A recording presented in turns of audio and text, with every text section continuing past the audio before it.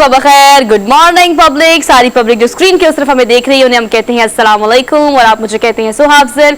मेरे साथ हमेशा की तरह मौजूद है विद $100 स्माइल अब्दुल रऊफ साहब। थैंक यू, बहुत मेहरबानी। How are you sir?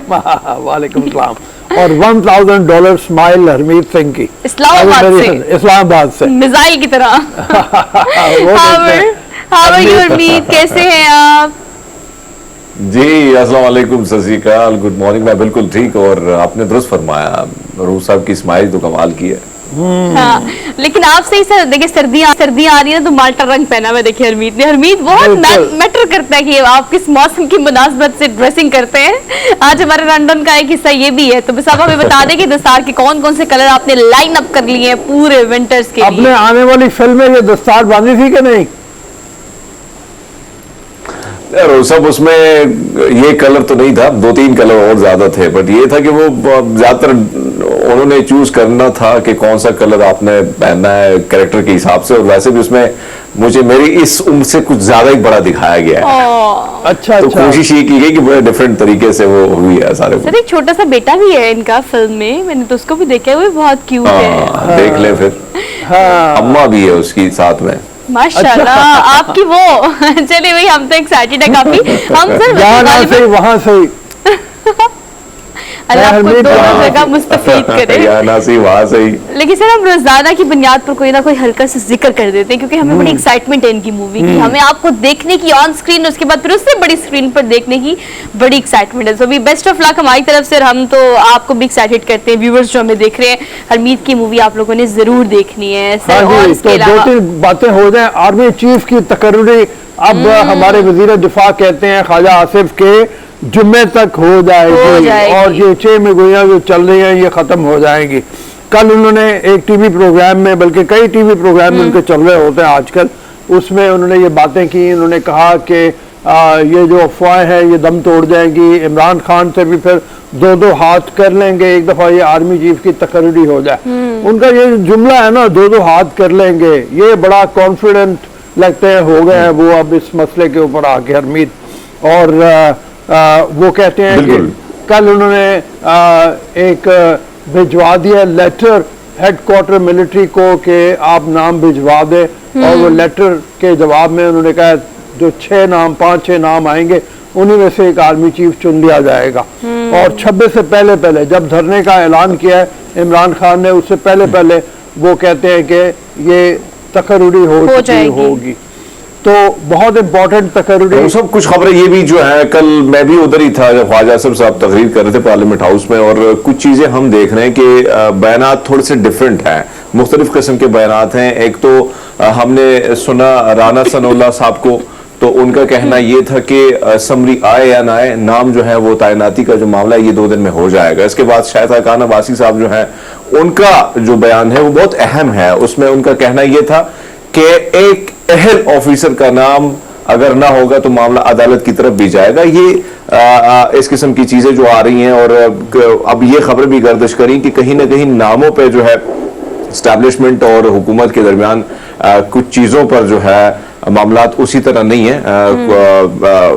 इख्तिलाफ जो है वो पाया जा रहा है। और यही वजह है कि नवाज शरीफ साहब और मरियम नवाज साहब, क्योंकि अब मरियम नवाज साहब की भी बड़ी सुनी जाती है, तो जो नाम उन्होंने दिया था और जिस पे सिलेक्शन जिसकी करनी है, तो फाइनल नाम जो दिया गया था, कहीं ना कहीं अब कोशिश ये है कि एस्टैब्लिशमेंट के जानिब से अभी भी खबरें हैं कि मामला जो है शायद 28 को ही समरी आ जाए, तो 27 को एक जनरल साहब ने रिटायर्ड भी होना है। लेकिन जो हुकूमत है वो चाह रही है कि मामला समरी जो है वो जल्द अज जल्द आए और उसी का नाम हो जो वो चाहते हैं। सो ये मामला अभी खबरें ये गर्दिश कर रही हैं। बहरहाल अभी वज़ीर दिफा ने भी कल कहा है कि 2 दिन में जुमे तक ही मामला जो है वो सेटल हो जाएंगे। लेकिन खान साहब जो है वो भी 26 का दिन जो है तारीख दे चुके हैं, वो बड़ी अहमियत की बात है। और हमने देखा कि इसहाक डार साहब और सदर मुमलिकत की भी मुलाकात परसों हुई थी, तो ये चीजें भी है कि कोशिश की जा रही है PDM की जानिब से कि सदर आरिफ अलवी साहब जो है वो कोई ऐसी मामले में कोई दस्तखत में या इस तरह ताखीर ना कर दे, तो उसको उस तमाम तर मामलात को सुलझाने के लिए जो है इसहाक डार साहब सदर साहब के पास पहुंचे थे। हाँ, बिल्कुल। टारगेट्स बड़े क्लियर हैं और क्लियर इस लिहाज से कि ऐसे आप कह रहे हैं कि कल की स्पीच के बाद वो क्लियर है कि भी मैं कॉन्फिडेंट भी हूँ। पहले सबसे ये फोकस पॉइंट ये है कि तकर्री हो जो उसके बाद सारे मामला देखेंगे, लेकिन सर ये कॉन्ट्रडिक्शन इस तरह की है कि देखिए साथ ही कॉल दी गई है इमरान खान की जानिब से, फिर ये तकर्री है। अब उनका क्या प्लान है, क्या चल रहा है उनके दिमाग में, और वो इस्लामाबाद को किसी से कॉर्डन ऑफ करना चाहते हैं, ये तो सर अभी देखना बाकी है कि अवाम कितना उनका इस चीज में साथ देती है। ऐसे मौके पे ऐसा होना हाँ, मुश्किल लगता है। मतलब वो इमरान खान का साथ जो है वो तो चलेगा ही, लेकिन अवाम का जो उनके डाई हार्ट फॉलोअर्स हैं वो उनके साथ ही हैं। क्या जावेद हाशमी ने भी एक बात की और उन्होंने कहा कि अवाम का लाडला है ये इमरान खान, उन्होंने इसको एक्सेप्ट किया। उन्होंने तो वैसे कह दिया एस्टेब्लिशमेंट का भी लाडला है, लेकिन वो मेरे ख्याल में बात अब थोड़ी सी आगे निकल गई हुई है।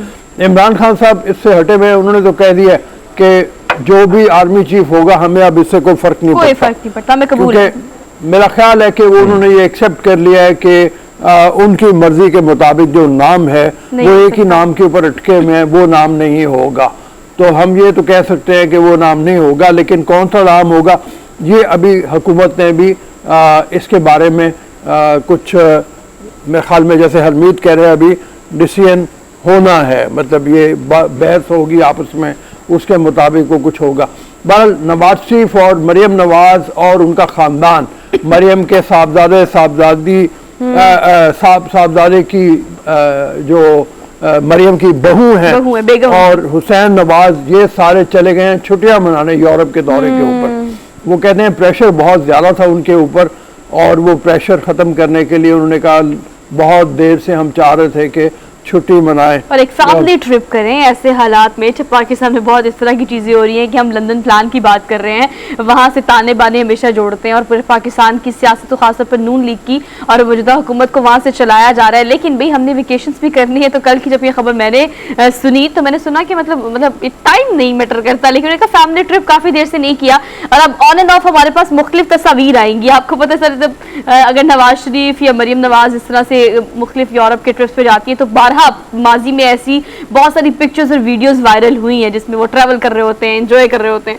सो वी वेटिंग फॉर दिस, वो आएंगी, वो तस्वीरें आएंगी। बहरहाल ये है कि हम अपनी फिक्र में पड़े हुए हैं, वो छुट्टी मना रहे हैं और हमारा दिल भी चाहे तो हम मरी भी नहीं जा सकते। हाँ, हमने खबरें भी आप ही की देनी है, बातें भी आप ही की करनी है, छुट्टी भी हम नहीं कर सकते। हरमीत तो इस्लामाबाद से इतना करीब है, मतलब लेकिन वो नहीं जा सकते, सवात नहीं जा सकते, हम तो बंधे हुए हैं। लेकिन चले आप यूरोप का ट्रिप करके वापस आए, आना तो हमने पाकिस्तान ही है। 10 दिनों में उन्होंने 5 मुल्कों की सैर करनी है और क्या कहा जाए, मतलब इसके बारे में 10 मुल्कों में इतना बड़ा जो इनका खानदान का वो पलटून है जो जा रही है, इसके ऊपर कितने पैसे खर्च होंगे, ये भी लोग बातें तो करेंगे मतलब जिस वक्त वो होगा। लेकिन बहरहाल वो यही कहते हैं कि जनाब प्रेशर बहुत ज़्यादा था हमारे ऊपर। उस प्रेशर में पीटीआई के लोग भी शामिल हैं जो लंदन में जाके उनके घरों के बाहर, अपार्टमेंट्स के बाहर रोज़ तकरीबन एहतजाज करते हैं, नारे बुलंद करते हैं, शोर मचाते हैं। मेरे ख्याल में वो प्रेशर भी है। दूसरा, इन 10 दिनों में ये होगा कि कम अज़ कम मुल्क के अंदर जो ये रसाकशी है जिसकी तरफ हरमीत ने भी इशारा किया, ये ख़त्म हो जाएगी। आर्मी चीफ की तकर्री हो जाएगी 10 दिनों में। उम्मीद है इमरान खान का जो लॉन्ग मार्च है इसकी क्या सूरत हाल बननी है वो भी हमारे सामने आ जाएगी, पिक्चर क्लियर हो जाएगी एटलीस्ट पाकिस्तानी सियासत की। और होपफुली कि उनके आने के बाद ये जो मूवी जिसको वो कह रहे हैं कि हम नहीं देखना चाहते, वो चीज़ें अपने मंतकी अंजाम तक पहुंच जाएंगी। बट ऑल दो सर हमारे पास कुछ और ऐसी मज़ीद इंटरेस्टिंग खबरें भी हैं और उन खबरों में आपको पता है कि जब फीफा वर्ल्ड कप हो रहा है तो कल हम उसकी बात कर रहे थे और बार बार वो वीडियोस पिक्चर्स देखकर मुझे तो बहुत अच्छा लगता है। और बाजू का जब क्रेडिट पाकिस्तान को कुछ चीज़ों का जाता है तो उस पर भी बड़ी खुशी होती है। जैसे हमने कल फुटबॉल्स की बात की और हमारे डेली रोज में भी आज इस तरह की खबर है। लेकिन रोनाल्डो की बात कर लेते हैं। हमने मेसी और रोनाल्डो की बहुत बात की। बच्चा उनका डाई हार्ट फैन है। बच्चा नहीं, बड़े भी बूढ़े भी, मतलब जो भी शायकीन हैं फुटबॉल के, उसके अलावा उनकी पर्सनालिटी के बड़े लोग फैन हैं। तो सर उनके फॉलोअर्स जो हैं वो अब इस वक्त इंस्टाग्राम पर 50 करोड़ हो गए हैं। 50 करोड़ तौबा, पाकिस्तान की आबादी से डबल तकरीबन आबादी है, आधा हिंदुस्तान तकरीबन अगर देखा जाए तो। हरमीत वैसे इतना दिल तो करता होगा कि चलो नवाज शरीफ और उनकी फैमिली की तरह यूरोप नहीं तो कतर तक हुआ है, को वर्ल्ड कप के मैच ही फीफा ही देखा है, फीफा ही देखा। लेकिन सोहा की बात कि भाई हम बोलना फिर किसने होगा, अब इधर बैठना भी तो है ना। सही बात है। लेकिन नवाज सर, शरीफ साहब और उसकी फैमिली तो वो जो काम करना था लंदन प्लान, वो तो तकरीबन काम करके निकल चुके हैं। हमें तो पूरा दिन ये काम करना होता है, यहाँ वहां से खबर लेके लोगों तक पहुंचानी होती है। तो लेकिन सर मेसी भी करीब करीब ही है, मतलब हम रोनाल्डो और मेसी की हाँ, बात कर रहे हैं, 37 करोड़ है। 37 करोड़ गालिबन कोई मतलब इर्द गिर्द करीब करीब है। सर मैं आपको एक बात बताऊं, इंस्टाग्राम की हम बहुत ज्यादा बात नहीं करते इस तरह से, लेकिन अगर आप इतनी बड़ी सेलिब्रिटीज को देखें, चाहे उनका स्पोर्ट्स से ताल्लुक हो, उनका शोबिस से हो, बॉलीवुड से हो, लॉलीवुड से हो, they are much much active on Instagram comparatively, like Facebook की अगर आप बात करें या ट्विटर की आप बात करें, दे आर अर्निंग मच। आप प्रियंका चोपड़ा के देख ले सर, वो इस वक्त मतलब पाकिस्तान कह रही हूँ, मतलब पूरी दुनिया में, इंडिया में सबसे ज्यादा फॉलोअर्स है उनके। सर वो आपको मैंने एक जगह पढ़ा था कि वो पता नहीं एक पोस्ट या एक स्टोरी लगाने के कितने मतलब डॉलर्स चार्ज करती हैं, कितने मिलियन डॉलर्स चार्ज करती हैं। हाँ। तो आप देखें कि ये they are earning much from all these kind of platforms as well. मतलब वो इस तरह के सोशल मीडिया प्लेटफॉर्म से और फोरम से भी अच्छे पैसे कमा लेते हैं, इंस्टेड ऑफ के वो अपना बिजनेस भी कर रहे हैं या अपना काम भी कर रहे हैं। सो ऑब्वियसली मे बी इनका भी एक क्राइटेरिया होगा। हाँ, ये रोनाल्डो की तस्वीरें हम आपको दिखा रहे हैं। क्रिस्टियानो रोनाल्डो जो दुनिया का मेसी के साथ दो बड़े फुटबॉलर जो हैं उनमें से एक है, लेकिन जहाँ तक फॉलोअर्स की तादाद है वहाँ पे रोनाल्डो आगे निकल गया हुआ है। इसके फॉलोअर्स 50 करोड़ है, मेसी के तकरीबन 37 करोड़ है, रोनाल्डो के फॉलोअर्स ज्यादा हैं। इस हिसाब से नंबर 1। वैसे मेरे ख्याल में देखने में भी डैशिंग ज्यादा रोनाल्डो लगता है, मेसी इतना डैशिंग नहीं लगता जितना मतलब ये है। सर आप देखिए, एक तो चलो फॉलोअर्स बहुत ज्यादा है, उसके बाद इनके फोटोज की जो रीच होती है वो इनके फॉलोअर्स से भी ज्यादा होती है। मतलब एक तो वो लोग जिन्होंने इसको फॉलो किया हुआ है वो देखते हैं, लेकिन जो म्यूचुअल फ्रेंड्स होते हैं जो इधर उधर स्क्रॉल अप स्क्रॉल डाउन करते हुए इनको देख लेते हैं। 19 नवंबर को गालिबन इंस्टाग्राम पे इन्होंने एक पिक्चर लगाई और सर वो चंद घंटों में पहली नहीं दूसरी दुनिया की सबसे ज्यादा लाइक की जाने वाली फोटो है। अच्छा जी, और खबर यह है कि तोशाखाना रेफरेंस में इमरान खान के खिलाफ जो सेशन कोर्ट है उसमें फौजदारी मुकदमा शुरू हो गया है। आज के लिए नोटिस जारी किए गए हैं। मुझे लगता नहीं है कि आज इमरान खान साहब पेश होंगे, उनकी तरफ से उनका वकील पेश होगा। ये मुकदमा भी आया हुआ है। इलेक्शन कमीशन ऑफ पाकिस्तान ने इमरान खान के खिलाफ ये रेफरेंस भेजा हुआ है जिसमें 2 आर्टिकल हैं, मेरे ख्याल में 163 जिसमें इम्पोर्टेंट है, जिसके तहत ये है कि इमरान खान को 3 साल तक सज़ा हो और जुर्माने की सज़ा भी हो सकती है। इसमें सबसे बड़ी बात यह है कि जुर्माना अगर एक बार उनको मुलजिम से मुजरिम ठहरा दिया गया एक दफा, तो फिर उनकी नाअहली हो सकती है इस मुकदमे में। तोशाखाने का हम जानते ही हैं, तोशाखाने के जो तहाइफ है वो इमरान खान के हवाले से बार बार जिक्र आता है कि लेके उन्होंने बेच दिए। उसमें जो आदाद शुमार हैं उस हवाले से बहुत तजादात हैं। एक मैं खबर पढ़ा था इसी हवाले से इंडिया के प्राइम मिनिस्टर मोदी पे के हवाले से कि उनको जो तहाइफ मिले हैं उनकी तादाद इमरान खान के तहाइफ से कहीं ज़्यादा है। तकरीबन 5000 के करीब उनको तहाइफ मिले और वो तहाइफ उन्होंने बेचे नहीं, बल्कि उसकी रकम जो है उन्होंने कहा अगर बेचने भी हैं तो वो इंडिया के कौमी ख़जाने में जमा करा दी जाए। इस हवाले से मोदी को कम से कम हम क्रेडिट देते हैं। हमारे जो लोग हैं वो मुख्तलिफ अदवार में ये आता चला गया है, कोई गाड़ियाँ लेके चला जाता है, कोई तहाइफ भेज देता है। हरमीत आपने भी देखा मोदी साहब का, जो मोदी साहब बिल्कुल बिल्कुल, हाँ वो वीडियो भी मैंने देखी और जिसमें वो जिक्र कर रहे हैं कि मुख्तलिफ दुनिया के बड़े बड़े उनको तहफ मिले हैं और उनको उन्होंने कौमी खजाने में जिस तरह उन्होंने कहा कि रकम जो है कई अवाम के मफादात में ही इस्तेमाल होगी, मैं खुद एक चीज़ में नहीं रखूंगा और न रखी है मैंने। लेकिन अगर हम देखें पाकिस्तान की तारीख देखें, मेरे ख्याल में जो मेरी नज़र पड़ी है तो आयूब खान साहब के बाद शायद एक और नाम हो, लेकिन उसके बाद जो सदर बने, जो प्राइम मिनिस्टर बना और जो आर्मी चीफ के ओहदे पर भी बैठे थे, उन्होंने जो तहफ उनको मिले हैं वो अपने बहुत कम रकम में वो ये सारी चीज़ें जो है वो लेके गए हैं। और यहाँ पे भी देखा जाए तो इमरान खान साहब को भी अगर देखा जाए तो एक तवक्को थी, एक भरोसा था कि शायद वो इस किस्म की चीज ना करें। और उससे पहले जिस किस्म की वो बात किया करते थे कि तोशाखाना के हवाले से जो तहफ मिलते हैं कि तो कौमी खजाने में जमा होने चाहिए, लेकिन खान साहब ने उस पर एक बड़ा यूटर्न ले लिया और उसके बाद वो मामला जो है, और फिर आदाद शुमार की आपने जिस तरह जिक्र किया तो तारीख में भी रद्द बदल है। तो एक बहुत बड़ा मामला जो है खान साहब के लिए अब ये जो सेशन कोर्ट गया है, तो कहीं ना कहीं ये भी अलार्मिंग सिचुएशन है खान साहब के लिए। Sir it's pretty much clear कि आपको अगर एक तोहफा बीइंग अ प्राइम मिनिस्टर मिल रहा है तो वो आपकी पर्सनल प्रॉपर्टी एंटिटी नहीं हो सकती, वो एक स्टेट की है, वो रियासत की है, वो पाकिस्तान की है, वो हुकूमत पाकिस्तान की है।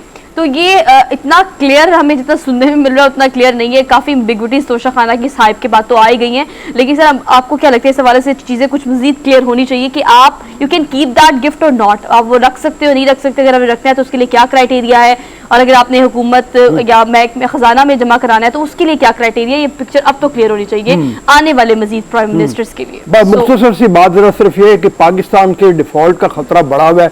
आज मेहताब हैदर की एक रिपोर्ट है जिसके तहत ये है कि पाकिस्तान 92 पॉइंट समथिंग तकरीबन जो इसकी वो डिफॉल्ट यानी वो जो क्रेडिट के हवाले से होती है वो उसमें हो गया है। ये खबर ये है कि 8% बाकी रह गया कि सिर्फ 8% दिवालिया होने का खदशा। पाकिस्तान का क्रेडिट डिफॉल्ट स्वैप 92.53% पे आ गया है जो बहुत ज्यादा है, और इस हवाले से जो इन्वेस्टमेंट है पाकिस्तान में वो भी कम हो रही है। इस हवाले से हम आइंदा एक दो दिनों में बात करेंगे किस तरह से पाकिस्तान इससे बच सकता है, डिफॉल्ट से बचना कितना ज़्यादा ज़रूरी है, और अगर खुदा न खासा ऐसी कुछ सूरत हाल होती है तो उसके नुकसानात बहुत ज़्यादा होते हैं। हम बाहर चलते हैं अपने रेगुलर रनडाउन की तरफ सर, हम चलते हैं टॉप स्टोरीज में। तो हमने पॉलिटिकल पर्सपेक्टिव में क्या क्या डिस्कस करना है वो हमने आपको बता दिया है। सर अब डायरेक्ट चलते हैं डेली डोज पे। आज डेली डोज में क्या है आपको बताते हैं। पहली खबर इंटरेस्टिंग सी है, और पहली खबर ये है कि आमने सामने दो ऐसे जजीरे मौजूद हैं सर जहां पर 24 नहीं 21 घंटे का फर्क है, लेकिन वो है आमने सामने ही। मतलब रूस और अमेरिका की अगर बात की जाए तो वैसे तो आप बहुत फासला है, डिस्टेंस काफ़ी ज़्यादा है, लेकिन एक पॉइंट सर ऐसा आता है जिस पॉइंट पर उनकी सरहदें बाउंड्रीज जो है वो मिल जाती हैं, और ये जो जजीरे जो है ये आमने सामने है। लेकिन आमने सामने होने के बावजूद सर्कल देखें कि इनके सर वक्त में 21 घंटे का फ़र्क है। इंटरेस्टिंग। सिर्फ 2 मील का फासला है दोनों जजायर के दरमियान में, और 21 घंटे का फर्क है। ये दोनों जजायर एक रूस में है, एक अमेरिका में, जैसे सुहा ने बताया, और ये अलास्का जो अमेरिका की रियासत है उसके करीब हैं। वैसे तो इमेजिन नहीं किया जा सकता कोई ये सोचे कि जनाब रूस और अमेरिका साथ साथ होंगे, तो बहुत अजीब सी बात लगती है, लेकिन यहाँ पे आके मिल जाते हैं। और इनके नाम जो हैं वो बिग डेव मेड आइलैंड रूसी जजीरा है, और इसके साथ लिटिल डेव मेड आइलैंड अमरीकी सरजमीन पे मौजूद है। तो ये दो जजायर जो है सामने सामने हैं। एक में अगर रात सुबह होने वाली होती है तो दूसरी के अंदर शाम के 8-9 बजे होते हैं। और सर रूस आगे है, मतलब रूस में 21 घंटे आगे है। मतलब रूस में अगर अब जुमेरात होगा तो हम ये इमेजिन कर सकते हैं या हम ये ज़्यूम कर सकते हैं कि जुम्मे का दिन जो है मतलब पूरा एक दिन मतलब पीछे चले जाते हैं ना आप। हाँ 21 घंटे तकरीबन पूरा दिन 24 घंटे में से 21 घंटे गए, और रूस सर वो 21 घंटे आके और अमेरिका 21 घंटे पीछे है। तो अगर आप देखेंगे हैरान कुन बात है। वैसे तो अमेरिका में जब आप हो तो मैं चूंकि रहा हूँ बहुत ज्यादा, वहाँ उनके मुख्तलिफ इलाकों के अपने टाइम जोन का बहुत ज्यादा फर्क है। अच्छा। एक स्टेट से दूसरी स्टेट के अंदर टाइम का बड़ा फर्क आ जाता है, और बात का ये होता है कि आप गाड़ी चलाते हुए आप अभी चल रहे हैं तो 11 बजे में, और अगले लम्हे आपने एक इलाके में आप पहुंचे यानी 1 सेकंड के फर्क से तो आपको पता चल रहा है कि वह 10 बज रहे हैं। इतना ज्यादा अचानक से हमारी तरह नहीं है। किसी ने हमारे यहाँ पे भी कोशिश की थी कि पाकिस्तान भी इसको नाफिज किया जाए, बड़ी बुरी तरह से नाकाम हो गया था कि कहाँ लोग घड़ियाँ आगे पीछे करते रहे अपनी। तो लेकिन बहरहाल अमेरिका में ये है लेकिन टाइम सेव किया जा सकता है। ये टाइम सेव करने का एक बहुत बड़ी पॉलिसी कह सकते हैं या फिर इसको एक आइडिया कह सकते हैं। और आप सही कह रहे हैं, मुझे वो वक्त याद है जब घड़ियां बार बार उतार कर आगे पीछे करनी पड़ती थी तो गुस्सा चढ़ जाता था। लेकिन आपको पता है सर, ये मेरे घर में मेरे अब्बा इस चीज़ को खास तौर पर इम्प्लीमेंट कराते हैं। वो हमेशा घड़ी को आधा घंटा पीछे रखते हैं, आगे नहीं रखते, आगे रखते हैं, सॉरी पीछे आगे रखते हैं, ताकि आपने जहां भी जाना है जो भी करना है आप वक्त से पहले पहुंच रहे हैं, वक्त से पहले करें, आपको लगे कि टाइम ज्यादा हो गया, उससे मार्जिन अच्छा मिल जाता है और वक्त की पाबंदी हो जाती है। तो आप भी घर में कोई 10-15 मिनट का कर सकते हैं सर, अपने घरों में तो एटलीस्ट किया जा सकते हैं ना, वक्त पर पहुंचने के लिए, टाइम मैनेजमेंट के लिए। हाँ, ये भी पाकिस्तान में बिल्कुल सही कह रही हो आप। मतलब जिस तरह से 1 घंटा घड़ी सर्दी में जो है वो उसको आगे कर दिया जाए, गर्मियों में दोबारा पीछे कर लिया जाए, ये करने की देखिए कोशिश साहब, आपको की। याद होगा परवेज मुशर्रफ साहब का जब दौर था तो तब भी एक बहरान था इलेक्ट्रिसिटी का, तब भी ये इस किस्म की चीजें जो हमें देखने को मिलती थी कि 1 घंटा जो टाइम है वक्त वो आगे बढ़ा दिया जाता था, और तकरीबन ये सिलसिला जो है साल में हमें देखने को लाजमी 2-3 महीने के देखने के लिए मिलता था। तो वो एक आदत पड़ चुकी थी कि पुराना टाइम नया टाइम इस किस्म के सिलसिला। लेकिन सोहा की बात दुरुस्त है, इसमें एग्री करता हूं कि उनके वालिद साहब ने एक अच्छा तरीका ये अपनाया हुआ है कि कम से कम आप जहां भी पहुंचे टाइम से पहुंचे, और घड़ी को अगर आप देखें तो आपको अंदाजा होगा कि शायद बहुत लेट हो चुका हूं, और जब आप पहुंचेंगे तो टाइम से ही होंगे, ऑन टाइम होंगे। तो एटलीस्ट अपने अपने घरों में आप 10-15 मिनट का डिस्टेंस रख के जो है वो कर सकते हैं, 10-15 मिनट घड़ी आगे करें और टाइम बचाएं। टाइम मैनेजमेंट का बेस्ट ऑप्शन है। अच्छा जी सर, आगे बढ़ते हैं। अगली खबर है हमारी रिकॉर्ड बनाने की। आज 2-3 दिन बाद रिकॉर्ड बनाया हमने कोई अपने डेली डोज में, लेकिन सोचा कि अब क्यों मिस कर रहे थे हम, बहुत दिनों बाद रिकॉर्ड बनाया। अच्छा, रिकॉर्ड बताते हैं आपको, बड़ा अनोखा सा और अजीब सा रिकॉर्ड है ये सर। 325 अफराद ने बैक वक्त एक साथ जूते साफ करके आलमी रिकॉर्ड बनाया है। हम आपको पूरी तौर पर वीडियो दिखाते हैं ताकि आपको इस बात का अंदाजा हो। भाई मतलब रिकॉर्ड तो रिकॉर्ड होता है ना बॉस, और एक कैसे साथ बनते हैं ये रिकॉर्ड एक साथ। अच्छा देखिए सर, सफाई के बाद बिफोर और आफ्टर भी देखे ना, मतलब ऐसे नहीं कि उन्होंने ऐसे ही बस झाड़ू पकड़ा या कोई भी चीज पकड़ी, कपड़ा पकड़ा उसको झाड़ दिया, नो, मतलब वो सारे एक्सट्रीमली डर्टी शूज थे जिसको उन्होंने साफ किया, and they like make it record because वहां पर 325 अफराद एक साथ थे। 1 2 3 क्यों कह के उन्होंने कभी साफ करे इसको, और एक साथ सबने जूते साफ किए, और उसके बाद बिफोर आफ्टर बार बार दिखा रहे हैं, इसलिए दिखा रहे हैं। ये जूतों की सफाई के हवाले से चीज़ें बनाने वाली एक कंपनी है जिसने ये अरेंज किया था, और 325 लोगों को इकट्ठा कर लिया, और उनको जनाब उन्होंने इकट्ठा करवा के Guinness book of world record में अपना नाम शामिल कर लिया। 325 लोग। यार हरमीत वैसे हमसे ना बना कोई इस तरह का जूते भी सही कीचड़ वाले पकड़ाए हैं सर। यस यस यस, आम भी नहीं कि बस हल्का सा झाड़ा और साफ हो गया, ऐसा भी नहीं है, अच्छी खासी मेहनत की है। देखिए सर, जूते साफ होने चाहिए, मतलब ये तो चलो उन्होंने रिकॉर्ड बनाया ना। अक्सर औकात उम्मीद कहा जाता है कि आपने किसी पर्सनालिटी को जज करना है ना तो आप उसके जूते देखें कितने क्लीन है, ऐसे ही सर। हाँ, तो ये वैसे भी साफ रखने चाहिए। अब अंग्रेजी में एक मुहावरा कहा जाता है कि if I were in your shoes, अगर मैं तुम्हारी जगह पे होता, या तो हाँ, अगर मैं तुम्हारी जगह पे होता, उसका मतलब ये है। तो वो मुझे याद है, एक ड्रामा में देख रहा था अंग्रेजी का, उसमें बेटा आया हुआ है बाप के पास, बाप अखबार पढ़ रहा है, और बाप अखबार पढ़ते हुए तवज्जो नहीं दे रहा, और बेटा जो है उसको अपनी मोहब्बत के बारे में बता रहा है और कह रहा है कि मेरी सुनो, मैं बड़ी बुरी तरह से मोहब्बत में गिरफ्तार हो चुका हूँ। बाप अखबार पढ़ते हुए कह रहा है हूँ ओके ठीक है। तो वो कहता है मैं इससे शादी करना चाहता हूँ। बाप फिर हूँ करता है, बहुत डेस्परेट होके बेटा कहता है कि father what would you do if you were in my shoes, तुम क्या करोगे अगर तुम मेरी जगह होते। हाँ। तो बाप जो है यूं करके उसके जूते देखता है और कहता है आई वुड पॉलिश देम। कहानी यही खत्म हुई है कि मैं सिर्फ उसको साफ करता मतलब ये कि मैं मोहब्बत खत्म कर देता मतलब इसका मतलब ये भी हो सकता है कि मैं छोड़ देता। बाकी तो वो फारसी में भी है ना कि वो बहुत मशहूर है कि बाबा मगर तू जलवाए जाना ना दीदाई, कि बाप तूने तो देखा ही नहीं मेरी महबूब को, तुझे क्या पता। तो वो इसी तरह से वो है कि बेटा बाप को कायल करने की कोशिश कर रहा है और बाप कह रहा है ये मोहब्बत सब फजूल चीज होती है, बकवास चीज होती है, इसमें से तुम निकलो, तुम नौजवान हो, तुम्हें पता नहीं ये किस तरह से बर्बाद कर देती है आदमी को।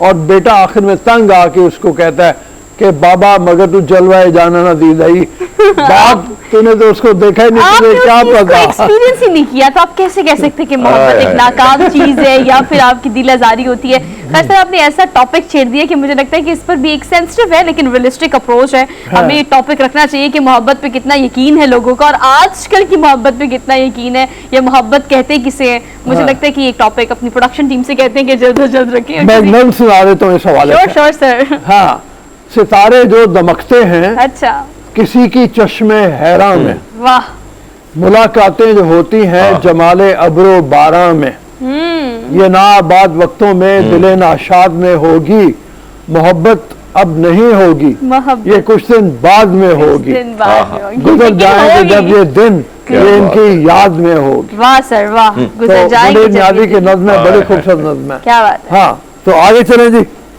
सर, बस मोहब्बत का जिक्र कर दिया, अपने अब आगे बढ़ना पड़ेगा हमें। मोहब्बत के जिक्र से याद है एक फिल्म, मुझे उसका नाम याद नहीं है, हरमीत वो बड़ी मजे की फिल्म थी, एक उसमें पुराने अंदाज की क्लासिक की फिल्म थी। अच्छा। जिसमें वो एक शख्स इसी तरह से लड़की के बाप के पास जाता है और उसको कायल करने की कोशिश करता है कि मैं तुम्हारी बेटी से शादी करना चाहता हूँ। तो बाप, वो जो लड़की का बाप है, वो उसको कहता है कि कोई वजह बताओ ना, तुम क्यों शादी करना चाहते हो। तो वो कहता है मुझे उससे मोहब्बत है। बस वो कहता है ये मोहब्बत क्या चीज है। अब मुझे अपनी बीवी से शादी के 3 साल बाद मोहब्बत हुई थी। हाँ, तो मैं क्या करूं, मैं शादी कर लूं, दोबारा शादी कर लूं। लेकिन सर मोहब्बत में तो बहुत, मुझे ऐसा लगता है कि बहुत ऐसा टॉपिक है जिस पर जितने भी राय और ओपिनियंस लिए जाए वो उतनी कंट्रोवर्शियल होती जाती है। मतलब आप हर किसी का ओपिनियन, एक्सपीरियंस, कहानी मुख्तलिफ होती है। बट ऑल दो हम इसको हल्का सा टच करने की कोशिश करेंगे। We will talk about it later. हाँ, एक और शेर सुना देता हूँ कि वो बिल्कुल दूसरा एंगल है और वो है कि करने वाला ही ऐसे जो नजर आ रही है ना आपको शेर आ रहा है। दूसरा मिसरा उसका आता है कि कहते हैं जिसको इश्क खलल है दिमाग का, जिसको इश्क कहते हैं वो दिमाग की खराबी है। ये डिनाई कर रहे हैं अब्दुल रऊफ साहब, हरमीत मुसलसल डिनाई कर रहे हैं, नज़में भी सुना रहे हैं, शेर भी सुना रहे हैं, मोहब्बत की नफी भी कर रहे हैं। नहीं सर, नहीं, पहले में तो मैंने मतलब मैं तो बहुत बड़ी हामी हूँ मोहब्बत की। और सर हरमीत, मुझे लगता है हरमीत भी जैसे जैसे सुबह मॉर्निंग शो शुरू होने लगता है ना, आपको नहीं पता, ऑन स्क्रीन तो हम बात कर रहे होते हैं, ऑफ स्क्रीन आते साथ ही मोहब्बत भरा गाना जो हरमीत हमें सुनाते हैं, हम उससे अपने मॉर्निंग शो का आगाज करते हैं। तो ये मोहब्बत अच्छी चीज है। अगली जनाब 110 साल कबल टाइटैनिक की ये घड़ी जो डूब गई थी और अब उसको नीलाम किया गया है और इतने करोड़ों में नीलाम किया गया। लेकिन सर टाइटैनिक की स्टोरी हमेशा से मुझे पता नहीं क्यों, मतलब वो मुझे इमेजिनरी लगती है। हाँ, लेकिन बहरहाल हकीकी कहानी है। और फिल्म जिसने नहीं देखी, जेम्स कैमरॉन की फिल्म है टाइटैनिक, वो उसको देख लें तो आपको अंदाजा हो। बहुत ही जबरदस्त किस्म की फिल्म और एक ट्रेजेडी, वो ट्रेजेडी जो है जो बिल्कुल यानी एक इतना बड़ा टाइटैनिक, उसका जोड़ी का अलग होना। हाँ, हरमीत देखी हुई है ना फिल्म सर? अगेन वो लव स्टोरी। बिल्कुल, रोज साहब जब नई आई थी तब देखी थी और कुछ सीन आज भी याद है। उस टाइम में तो बहुत सारे सीन की तरफ हमें ऐसे भी जाना होता था, लेकिन बहुत मजे की फिल्म है रोज साहब। हाँ, लेकिन सर देखिए बताए कि एक्चुअली अगेन है तो वो लव स्टोरी और लव स्टोरी बेस्ड, मतलब ऑब्वियसली ट्रेजेडी को भी फोकस किया गया है। लेकिन जनाब सर ये एक क्लर्क है जो कि उसमें सफर कर रहे थे, उनकी पॉकेट वॉच जो है ये वहाँ ऑब्वियसली जब वो तबाह हुई और हमने पूरा उसका देखा कि क्या सीन था और बहुत अच्छा उसको पिक्चराइज किया गया। ये घड़ी सर समंदर में रह गई और वहाँ पर ऑब्वियसली जब हमने देखा कि डिस्ट्रॉशन हुई सारी, तो उसके बाद अब इसको नीलाम किया गया। कैन यू इमेजिन, इसको नीलाम किया गया है सर 2 करोड़ 61 लाख में। 2 करोड़ 61 लाख 34,000। खान साहब क्या हाथ नहीं लगी है। नहीं तो गुड वन नहीं तो 25 रुपए तोशा खाना में जमा कराते और बेच देते। वो OLX का एक इश्तहार भी था ना किसी जमाने में, बेच दे वो होता है। बालन जी, ये एक क्लार्क की जेबी घड़ी थी जो बंद हो गई और इसको जिस वक्त निकाली गई बाकियात, वहां से घड़ी ये मिली और इस घड़ी को उसकी बेवा को दे दिया गया था, उस क्लार्क की जो सफर कर रहा था। इसके साथ ये खबर आती है कि जो मेन्यू था खाने का वो भी मिला था, वो भी कोई 1 करोड़ रुपए का बिका है।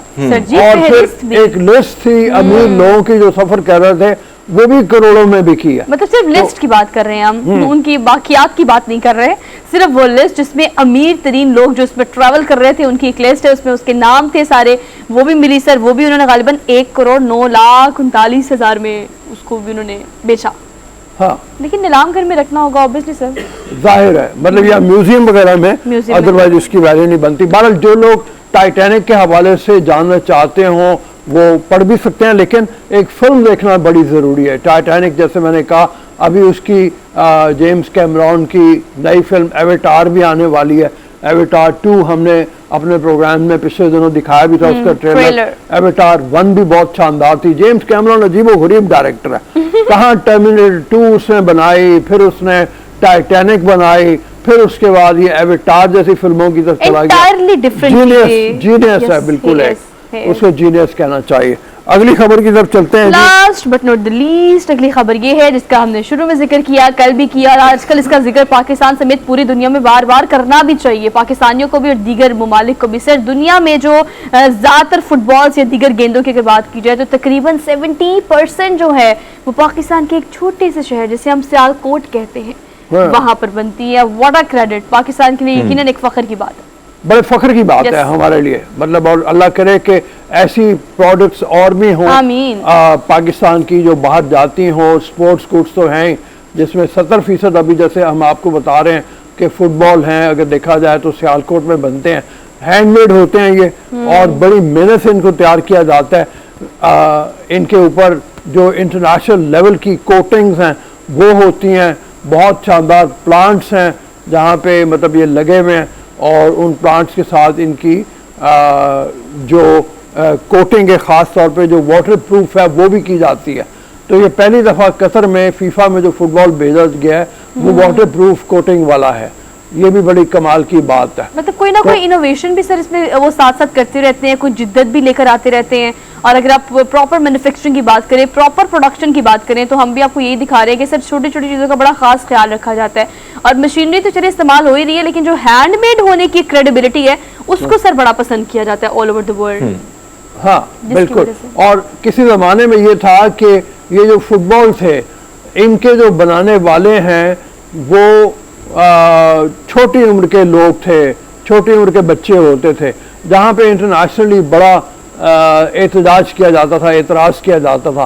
फिर जो कंपनीज हैं उन्होंने फैक्ट्रीज के अंदर स्कूल बना लिए और ये है कि वो 4 घंटे का स्कूल भी साथ में शुरू किया और बड़ी कामयाबी से उसका इजरा किया गया कि जिसकी बुनियाद के ऊपर बड़ी बड़ी कंपनियां जो हैं उनको दोबारा इजाज़त मिली और उन्होंने बड़ी परफेक्शन लेके आए और ये उन्होंने काम किया है। बहरहाल मतलब ये है कि फुटबॉल दुनिया में हमेशा से आगे रहा है सियालकोट और वो उस आगे रहने की वजह से ही ये इतनी बड़ी हमें कामयाबी मिलती है फुटबॉल के मैदान में, मैन्युफैक्चरिंग के। हम खेल के मैदान में उस हवाले से इतने आगे नहीं हैं फुटबॉल के। हमारे कुछ इलाके हमने जैसे कहा कराची में मलीर का इलाका हो गया या बलोचों के जो इलाके हैं वहाँ पे फुटबॉल खेले जाते हैं। और मैं कुछ ऐसा पढ़ा था पहले कि स्ट्रीट किड्स का एक टूर्नामेंट हुआ था जिसमें कराची में जो स्ट्रीट किड्स हैं उनको फुटबॉल सिखा के बाहर भिजवाया गया था और पाकिस्तान उसमें दूसरे नंबर पर आता है इंटरनेशनल। लियारी से ताल्लुक हाँ, लियारी से ताल्लुक रखने वाले वो बच्चे थे, तो ये बड़ी हमारी खुशकिस्मती की बात थी।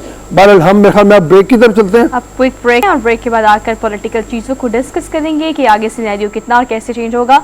सो keep watching. Good morning public.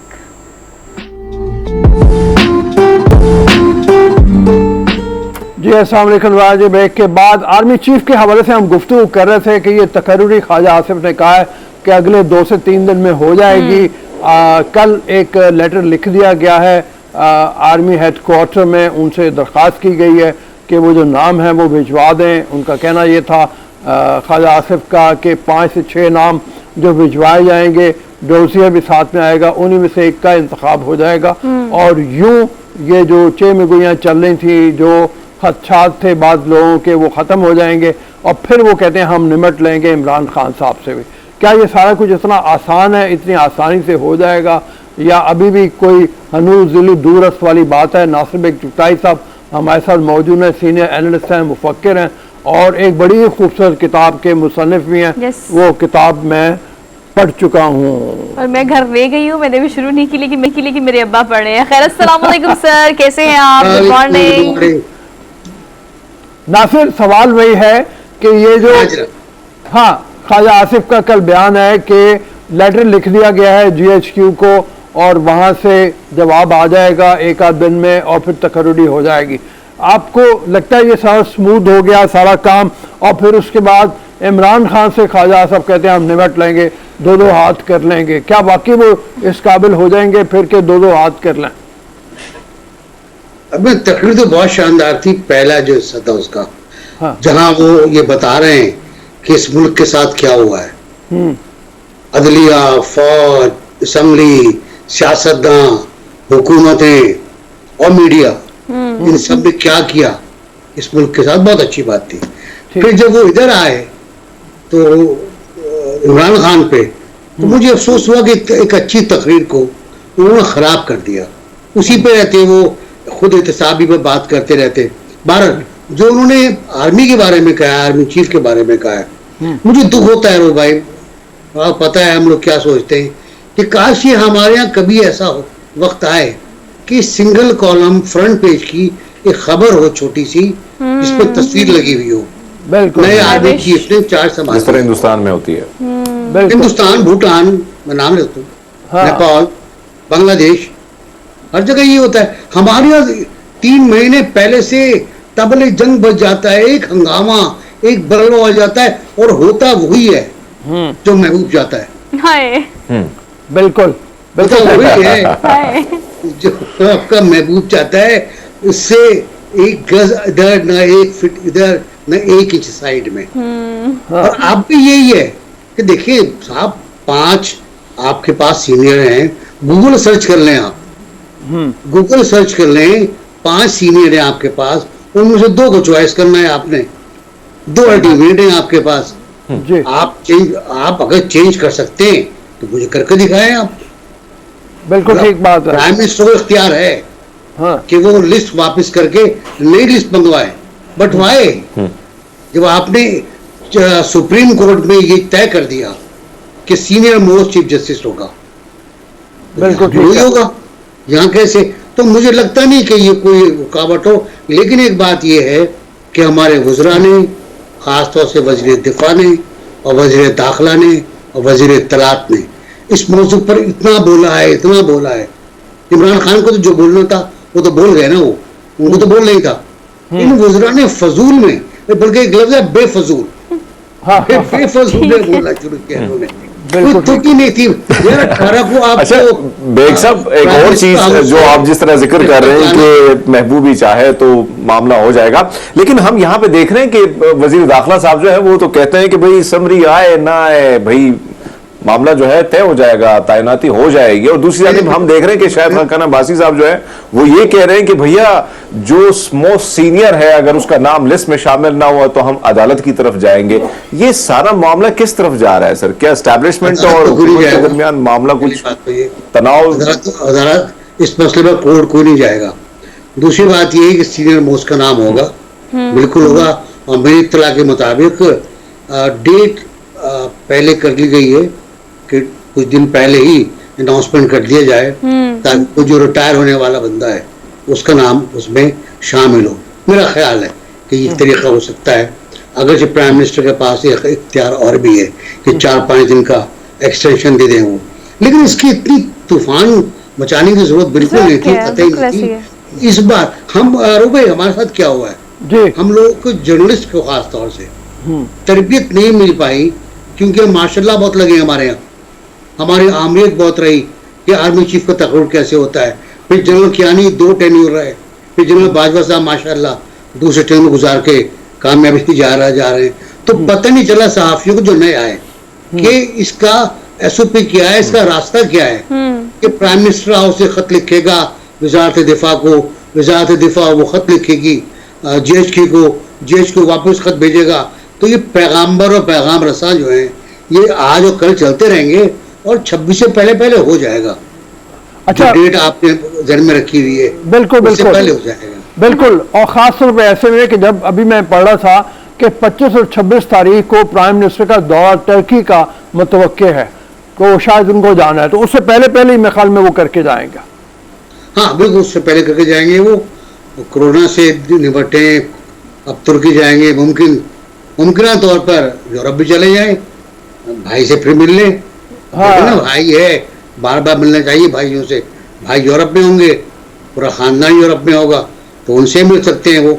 लेकिन ये कि उनको फिक्र नहीं है, वो अपने आप को बिल्कुल, मेरा ख्याल है बिल्कुल ऐसे ही है सर, सही बिल्कुल तौर ऐसे ही पर है। अपने आप को सेफ समझ रहे हैं, और जो असल मसाइल हैं उसकी तरफ तवज्जो नहीं दे रहे। सर ये कहिएगा कि हमने इस टॉपिक को हॉट टॉपिक बनाए रखा है, वो आप मॉर्निंग शो की बात करें, being a part of the media मैं बात कर रही हूँ, आप बीइंग अ जर्नलिस्ट, आप सीनियर एनालिस्ट हैं, हर जगह यही बात हो रही है। किसी भी हल्के में आप चले जाएं, हमने इसको इतनी हाइप दे दी। और इमरान खान साहब की अगर स्पेसिफिकली बात की जाए तो आपको पता है कि उनकी लास्ट और लेटेस्ट स्टेटमेंट ये है कि मुझे कोई मसला नहीं है, हम तो कबूल करते हैं और जो भी महबूब का फैसला होगा अगेन।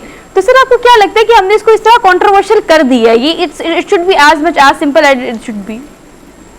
मेरा ख्याल ये कि इमरान खान साहब किसी कंप्रोमाइज पे पहुंचे हैं। अच्छा।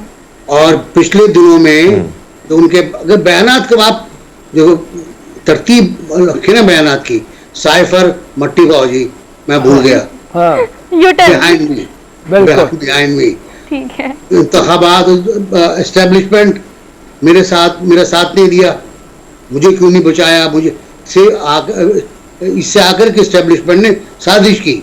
अब इस पर आ गए कि एस्टेब्लिशमेंट ने मुझे बचाया क्यों नहीं, अब इस पे आ गए। इंतखाबात का भूल गए, चीफ इलेक्शन कमिश्नर वाला मुतालबा भूल गए, बहुत से मुतालबात भूल गए। अब वो एक रस्म पूरी करने मेरे ख्याल आ रहा है, और अच्छी रस्म पूरी करें, वो जलसा करें, तगड़ा जलसा करें, इंतखाबात का मुतालबा करें और फिर मुंतशिर हो जाएं। मेरा अपना ख्याल है यही होगा।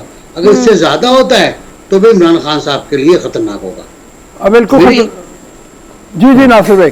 जी नहीं, बिल्कुल मैं कह रहा हूँ कि मेरा अपना राय ये है कि फैजाबाद तक बात रहेगी, आगे बात दी जाएगी। जी हरमीत। नासिर भाई साहब, एक और चीज जो हम देख रहे हैं कि एक तरफ आपने परसों देखा होगा बिलावल भुट्टो साहब ने बिल्कुल धमकी दी सदर को, जो अल्फाज उन्होंने इस्तेमाल किए। अब हम देख रहे हैं कि इसहाक डार साहब की भी सदर के साथ मुलाकात हुई। क्या ये मामला मुज़ाकरात की तरफ बढ़ रहा है, या यहाँ पे ये जो तैनाती हो रही है, अहम तैनाती, इसमें कोई सदर साहब जो है कोई खलल डाल सकते हैं, कोई गड़बड़ कर सकते हैं? क्या लगता है आपको सर इस बारे?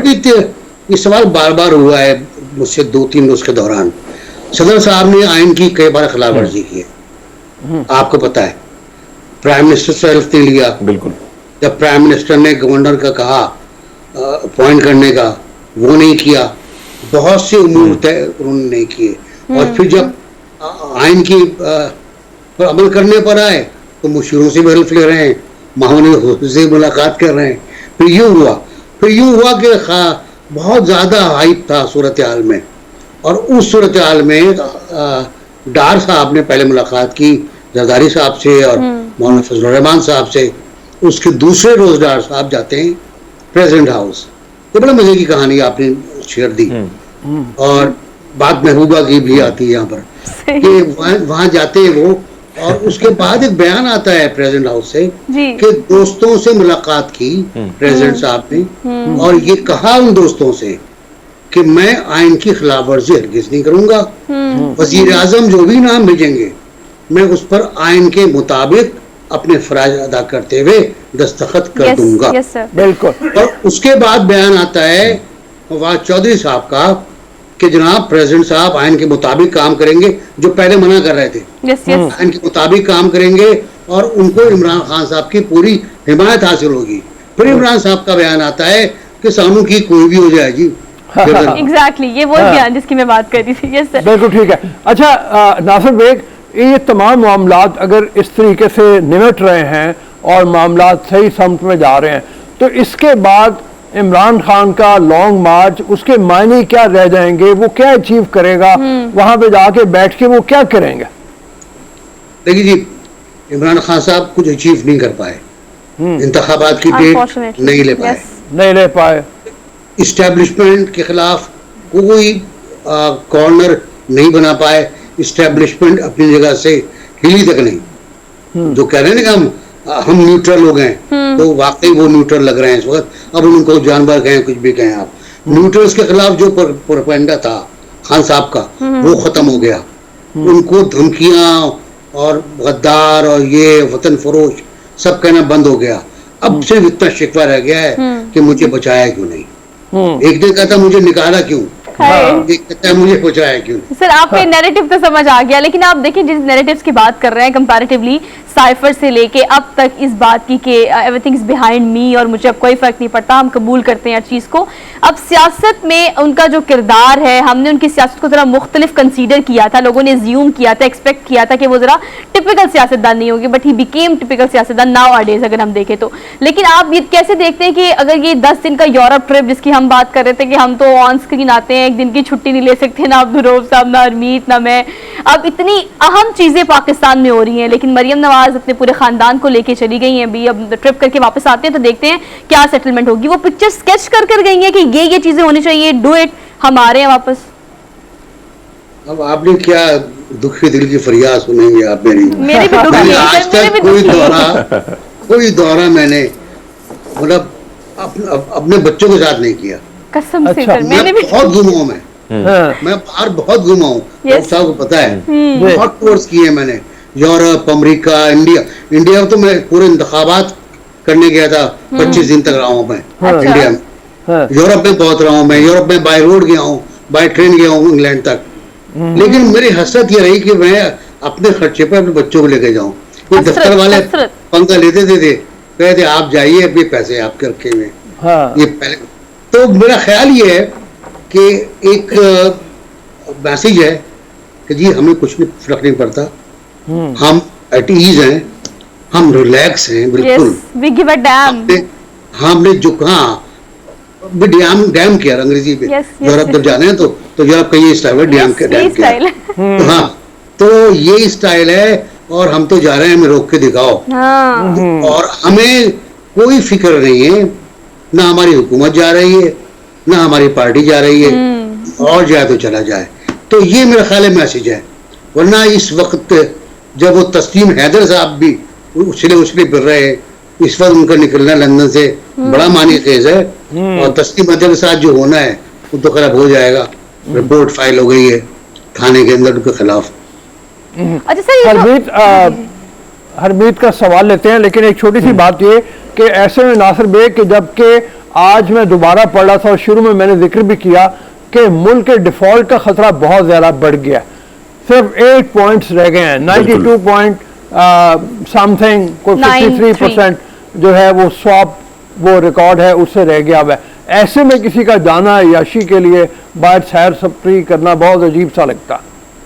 हाँ बिल्कुल अजीब सा लगता है, लेकिन जब शौकत तरीन ये कह दें कल की प्रेस कॉन्फ्रेंस हाँ, कि पाकिस्तान कभी डिफॉल्ट नहीं करेगा, तो आराम से रहें, रिलैक्स करें लोग भाई। शौकत तरीन कह रहा है कि पाकिस्तान जैसा मुल्क कभी डिफॉल्ट नहीं कर सकता। नहीं कर सकता। अगर डिफॉल्ट की नौबत आई तो कोई बचा लेगा, कोई और जो बचाएगा वो अपना मुआवजा भी लेगा। अच्छा, जो केसेस चलाए जा रहे हैं इस पर आप क्या देखते हैं कि अगर आज के ट्रायल की बात करें तो इमरान खान के खिलाफ सेशन कोर्ट में ट्रायल शुरू हो गया है और इस पर भी वही चीज़ जिस पर हमने पहले उनको देखा कि वो नाअहल होने की बात हुई और इस्तीफा होंगी तो चीज़ें ज़्यादा क्रिटिकल हो सकती हैं। ये जो केसेस में फंसे वो नज़र आ रहे हैं, लॉन्ग मार्च में तो फंस ही गए हैं, अब जो केसेस में फंसे नज़र आ रहे हैं इसमें आप क्या देखते हैं, किस तरह से एग्जिट आपको नज़र आ रहा है? फॉरेन फंडिंग केस और तोशा खाना, ये 2 केस खतरनाक है। खतरनाक। और देखिए ये जो फॉरेन फंडिंग केस छोड़े आप, तोशा खाना जो है ये क्रिमिनल केस है। बिल्कुल। और क्रिमिनल केस में अगर आपको 1 मिनट की सजा होती है तो आप डिस्क्वालीफाई 5 साल के लिए, यस, बिल्कुल। Not for term, for 5 years। For 5 years। 5 years। Yusuf Raza Gilani साहब अदालत के वक्त तक, जब तक अदालत खत्म ना हो, यस, उठा लिया गया था, जेल कर दी गई थी। और 5 साल वो बंदा सिर्फ इस बात पे नाअहल हुआ कि उसने खत नहीं लिखा था। नवाज शरीफ साहब के साथ भी यही हुआ कि बेटे से तनख्वाह नहीं ली तो नाअहल हो गए। वो नाअहल हैं वो, और नाअहल ही नहीं बल्कि साथ क्या झूठा भी करार दे दिया उनको, वो तो बहुत लंबे नाअहल हैं। अब यहाँ पर झूठा भी करार दिया जाएगा अगर तोशा खाना साबित होता है। और ये बहुत अच्छा, इसकी बहुत सी परतें खुल रही हैं, आई मीन बहुत से सफ़े खुल रहे हैं इसके। अभी कल जो रिपोर्टर ने खबर ब्रेक की थी, राना ने, थैंक यू वेरी मच। अस्सलाम वालेकुम नवाज जी। ब्रेक के बाद नजम सोहरवर्दी हमारे साथ मौजूद हैं। कराची में बड़ा ही शानदार इन्होंने एक प्रोजेक्ट शुरू किया है जो सिर्फ 100 रुपये महीना बच्चों से लेके और बच्चों की तालीम के लिए एक मदरसा स्कूल कायम किया हुआ है। कितने बच्चे हैं इनके पास, किस तरह की तालीम दी जा रही है, 100 रुपये में कैसे अफोर्ड करते हैं, ये तमाम सवाल हैं जो हम सामने रखेंगे नजम सोहरवर्दी के। नजम अस्सलाम वालेकुम। वालेकुम सलाम। ये 2011 से जो मेरे पास फिगर है आप काम कर रहे हैं, ये कैसे ख्याल आया इस तरह का कि इतना सस्ता स्कूल बनाया जाए कि सिर्फ 100 रुपये फ़ीस ली जाए, और ये ख्याल भी कैसे आया कि ये चल भी पाएगा और ये माशाल्लाह चल भी रहा है, तो किस तरह से खर्चे पूरे कर रहा है?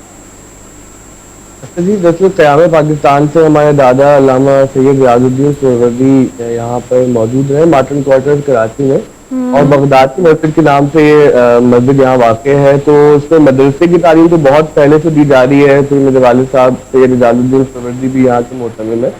2011 में जब मैं NED यूनिवर्सिटी में आता हूँ तो मैंने देखा कि तालीम कितना बड़ा मसला है हमारे नौजवानों की और कितनी महंगी चीज है यहाँ पर। ठीक है। इस ख्याल के पेश नजर हमने यहाँ पर एक कोचिंग सेंटर कायम किया, जो कि आहिस्ता आहिस्ता बढ़ के अल्हम्दुलिल्लाह एक बहुत बड़ा इदारा हो गया, जिसमें 1900 तलबा तालिबात हमारे पास पढ़ रहे हैं। जहाँ तक बात है 100 रुपए की, वो हमने पिछले साल ये फीस लगाई थी ताकि एक सेंस ऑफ पार्टिसिपेशन आए लोगों में। और जाहिर है कि 100 रुपए में खर्चा तो पूरा नहीं होता है, क्योंकि जिस तरह की फैसिलिटीज हम दे रहे हैं, कंप्यूटर है, प्रोजेक्टर है, क्लास में है, एसी है, तो बहुत सारे लोग मिलकर सपोर्ट कर रहे हैं इस प्रोजेक्ट को। और बस हमारा कॉल ये है कि जो लोग तालीम अच्छी अफोर्ड नहीं कर सकते, हम उनको तालीम दें। अच्छा नजम, कितनी तादाद है बच्चों की जो माशाल्लाह बहुत अरसे से काम कर रहे हैं? बहुत सारे लोग मुस्तफीद हो चुके हैं, बहुत सारे बच्चे ऐसे हैं ऑब्वियसली, खासतौर पर सफ़ेद पोश तबका जो है, ये एक 100 रुपये रखना मतलब उनके लिए कि हम फीस देकर पढ़ रहे हैं। और आप कितनी बड़ी तादाद में बच्चों को पढ़ाते हैं, कैसे मैनेज करते हैं डिपार्टमेंट्स, टीचर्स एंड एवरीथिंग? देखिए हम 1900 स्टूडेंट्स को पढ़ा रहे हैं इस वक्त, और मंडे टू फ्राइडे ये स्कूल की तरह हम एक काम करते हैं, सुबह 7:30 बजे से रात 9:30 तक। तो प्री प्राइमरी, सेकेंडरी, फिर कॉलेज के बच्चे भी हमारे पास आते हैं। और वीकेंड पे हम हुनर सिखाते हैं, Android development, web development, graphic designing, video editing, इस तरह के 20 कोर्सेज हैं हमारे, जिसमें टर्किश और पर्शियन भी शामिल है, क्योंकि अब आपको पता है ट्रांसलेशन इंडस्ट्री काफी फ्लरिश हो रही है पाकिस्तान में टर्किश के हवाले से। तो ये पूरा हफ्ता 7 दिन हम यहाँ पे काम करते हैं, और मकसद यही है कि जो लोग अफोर्ड नहीं कर सकते उनसे इज्जत नफ्स को मजबूत किए बगैर उनकी पहुंचा जाए। हमारे उस्ताद हैं अहमद जावेद साहब, जब हम ये प्रोजेक्ट आगे लेके चले तो उन्होंने एक बात हमें समझाई कि देखो इसको कमर्शियल इदारे की तरह चलाएं, जिसमें आपकी आखिरत का मफाद वाबस्ता है। इस इदारे से कहीं भी वेलफेयर का लुक ना आए, क्योंकि हमारे यहाँ जो वेलफेयर का तस्वुर है वो शायद जामे नहीं है, और उस वजह से कई लोगों की इज्जत नफ्स मजबूर हो जाती है। तो हम कोशिश ये करते हैं कि एक प्रोफेशनल इदारा है, जिसमें ठीक है नॉट फॉर प्रॉफिट है, दुनिया में बहुत बड़े बड़े इदारे हैं जो नॉट फॉर प्रॉफिट के तौर पर काम कर रहे हैं, लेकिन इसका मतलब ये नहीं होता कि वहाँ पर प्रोफेशनलिटी ना हो, वहाँ पर लोगों की इज्जत नफ्स का ख्याल ना किया जाए। अच्छा नजम, ये बताइए कि ये अच्छा नजम, जिस तरह आपने बात की ना कि जिस तरह हम देख रहे हैं कि एक बच्चों की एक बहुत बड़ी तादाद है, फिर खासकर आपने जिक्र किया कि सैटरडे एंड संडे जो है उनको ग्राफिक डिजाइन, दीगर जो ऐसी चीजें हैं जो उनके काम आए, फ्यूचर के काम आए, तो वो भी आप सिखा रहे हैं साथ में। एक तरफ हम देख रहे हैं कि पढ़ाई का बोझ है, इन सारी चीजों के हवाले से खासकर जो आपने रखा है 100 रुपया, अगर हम साइड पे करें, जो टीचर्स हैं क्या वो वॉलंटियरली आपके साथ काम कर रहे हैं, या उनको भी आप जो फीस का सिलसिला है उनको जो है मंथली आपको सैलरी पे कर रहे हैं? जी दोनों तरीके के टीचर्स हैं हमारे पास। जो पेरोल पे टीचर हैं वो तकरीबन 90% हो गए, लेकिन 10% टीचर ऐसे भी हैं कि जो वॉलंटियरली पढ़ा रहे हैं। कुछ इंजीनियर्स दोस्त हैं हमारे, ग्राफिक डिजाइनर्स दोस्त हैं, क्योंकि मेरा फिर मीडिया से 6 साल ताल्लुक रहा है, मैंने अखबारों में, टीवी में काम भी किया। तो ये था कि जो लोग हमारे साथ जुड़े हुए थे, पढ़े लिखे लोग, उनकी ख्वाहिश हमेशा से थी कि बेहतर काम करें। और पाकिस्तान में एक चीज जरूर है कि आप कोई नेकी शुरू करें तो लोग ताउन बहुत करते हैं, चाहे वो माली तौर पर करें, चाहे वो ह्यूमन रिसोर्स के तौर पर करें। तो दोनों तरह के टीचर्स हैं। वॉलंटियर टीचर्स का एक मसला पहले हमारे साथ ये होता था कि कमिटमेंट पूरी नहीं कर पाते थे। तो इस साल हमने अल्हम्दुलिल्लाह जो स्कूल के सारे टीचर्स हैं, बहुत माहिर शहर के साथीजा, उनको अपने पेरोल पे लेके आए हैं, और वो यकीनन कुछ डिस्काउंट भी हमें दे रहे हैं, और बहुत सारे लोग उसके अंदर चूंकि पार्टिसिपेट कर रहे हैं, तो वो अल्हम्दुलिल्लाह हो जाता है budget at the end of the day. Najam, ये बताइए बच्चे किन इलाकों से हैं, ज्यादातर किस तबके से हैं? क्या निचले मतवस्त तबके के हैं जो बच्चे ज्यादातर आते हैं, मतवस्त तबके के भी हैं बच्चे? और स्कूल compete करते हुए अगर आप देखा जाए तो किस लेवल के स्कूल्स के साथ compete कर रहा? जी ये मुतवस्सित तबके से नीचे की स्टूडेंट्स आ रहे हैं। पहले तो ये था कि हमारे गिरदो नवाज से बच्चे ज्यादा आते थे, अब तो ये कि लांडी, कोरंगी और सफूरा गोट जैसे दूर दराज इलाकों से भी हमारे पास बच्चे पहुंच रहे हैं। और बड़ा मुझे इसका अफसोस होता है कि हमारी फीस तो यकीनन कुछ नहीं, 100 रुपए, उनके कम्यूट का खर्चा ज्यादा है। अब अगर मुझसे पूछते हैं कि आप इतनी दूर से क्यों आ रहे हैं, तो वो कहते हैं कि जी इस क्वालिटी का स्कूल हमें तो कहीं नहीं मिल रहा, कि अगर हम दिन में 200 रुपए कम्यूट खर्च भी कर रहे हैं, लेकिन जो फीस पहुंच चुकी है कराची में अच्छे स्कूल्स की, तो वो बहुत आ गया। आपने तो पूछा क्वालिटी की, तो इत्तेफाक से कल ही हमारे एक टीचर ने मुझे आके कंप्लेन की कि कुछ टीचर्स कुछ पेरेंट्स कंप्लेन कर रहे हैं कि आप लोग एक्टिविटीज बहुत करवा रहे हैं। तो मुझे बड़ी हंसी आई इस बात पे, मुझे खुशी भी हुई कि ऐसी कंप्लेन है, तो जो दरअसल छुपी हुई तारीफ है कि हम यहाँ पर एक्टिविटी बेस्ड लर्निंग को काफी प्रमोट कर रहे हैं। क्योंकि आपको पता है कि जो स्कूल, सरकारी स्कूल हैं या जो स्कूल महंगे नहीं होते, वहाँ पर रेक्टिफिकेशन का सिस्टम तो बहुत ज्यादा होता है, लेकिन हैंड्स ऑन एक्सपीरियंस बच्चों को नहीं दिया जाता। तो अब यहाँ पर जो पेरेंट्स हमारे पास आ रहे हैं, क्योंकि उनको एक्सपोजर ही नहीं है, तो हम उनको समझाते हैं कि देखिए ये तो वो मॉडल है जो डेनमार्क, नेदरलैंड में, स्कैंडिनेवियन कंट्रीज में फॉलो किया जा रहा है, हम तो 100 रुपए में आपको वो मॉडल दे रहे हैं। लेकिन जाहिर है कि एक्सपोजर आहिस्ता आहिस्ता लोगों में आएगा। तो इसके साथ जो है हमने यहाँ पर एक स्टूडियो बनाया हुआ है जिसमें मैं इस वक्त बैठा हुआ हूँ। तो यहाँ पर हम बच्चों को वीडियो एडिटिंग वगैरह पढ़ाते हैं। अच्छा, हम एक मुनफरिद स्कूल यूँ भी है कि जिसका क्लास 8 है, हमने उसमें कैनवा एडिटिंग लाजमी कर दी है बच्चों के लिए, क्योंकि आप जानते हैं कि इस वक्त कैनवा का बहुत जोरों शोर से जो है बात हो रही है हर जगह, तो लोग इससे रोजगार कमा रहे हैं। अभी हमारे पास एक 9th क्लास का बच्चा है जिसने कैनवा सीखकर फ्रीलांस काम शुरू कर दिया। तो अब वो माशी हालात है, उसमें सिर्फ तालीम काफी नहीं है, तालीम के साथ हुनर बहुत इंपॉर्टेंट हो गया है। अच्छा, ये स्किल बेस्ड एजुकेशन हुई ना जो आप बच्चों को देने की कोशिश कर रहे हैं, लेकिन जिस मॉडल की आप बात करें कराची में तो चलिए आपने उसको इम्प्लीमेंट किया, लेकिन आपको पता है कि स्कूल्स का तालीम का शदीद फुकदान है ऑल ओवर द पाकिस्तान। तो कराची में भी ऑब्वियसली इसकी जरूरत होगी। तो ये मॉडल मजीद कहाँ कहाँ इंट्रोड्यूस कराने का आप सोच रहे हैं, उसके लिए एक्सपेंडिचर्स, प्लान, स्ट्रैटेजी, बिकॉज इसकी जरूरत तो हर जगह है। ठीक है, पाकिस्तान का तो जो नंबर है रैंकिंग में आउट ऑफ स्कूल चिल्ड्रन के हवाले से दूसरे नंबर पे आता है। यूनिसेफ की रिपोर्ट के मुताबिक पाकिस्तान में 22.8 मिलियन बच्चे स्कूल से महरूम है। ये इतना हौलनाक नंबर है कि अगर हमारे मुल्क में जो संजीदा तबका होता तो अभी तक तालीम इमरजेंसी लगा चुका होता। बाहर हम अपनी तरफ से कोशिश कर रहे हैं। अब हम ये कर रहे हैं कि देखिए हमारे पास इतने बजट तो नहीं है कि हम मजीद ब्रांचेस को ओपन करें। तो अभी हम जो मस्जिद और मदरसे में स्कूल चला रहे हैं, यहाँ पर हमने अपने स्टूडियो के जरिए ऑनलाइन लाइव क्लासेस शुरू कर दी हैं। तो लास्ट मंथ हमने अपनी लाइव क्लासेस भी शुरू की है। तो पाकिस्तान में 30 से ज्यादा शहरों से हमारे पास एडमिशन आए हैं। एक यूक्रेन से एडमिशन आया, एक सऊदी अरब से एडमिशन आया। तो अब हम ये तो नहीं कर सकते कि पूरे पाकिस्तान में अपने फिजिकल इंफ्रास्ट्रक्चर को लेकर पहुंचे, लेकिन हम ये जरूर कर रहे हैं कि हम अपनी ऑनलाइन सर्विसेज से जहां तक मुमकिन है पहुंचेंगे। इंशाल्लाह हमारी कोशिश है कि आज 1900 बच्चे पढ़ रहे हैं, कल हमारे पास 19,000 बच्चे पढ़ रहे हैं ऑनलाइन एजुकेशन के जरिए। जी हरमीत।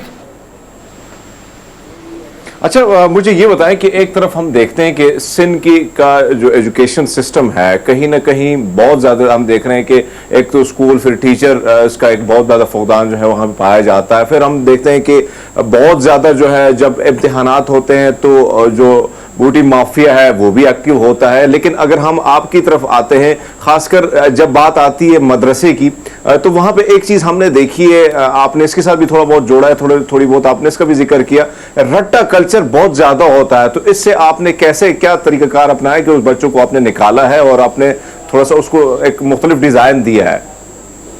देखिए, अगर मैं बिल्कुल सच्ची बात कहूँ तो हम क्लास 8 तक इस कल्चर के खिलाफ काम कर रहे हैं। रेक्टिफिकेशन कल्चर के खिलाफ हम कॉन्सेप्ट क्लियर करवाना, हैंड्स ऑन एक्सपीरियंस, जो भी जदीद तरीके हैं आप जानते हैं तालीम के, हम लेके आ रहे हैं। लेकिन हम फंस जाते हैं 9वीं क्लास में आके।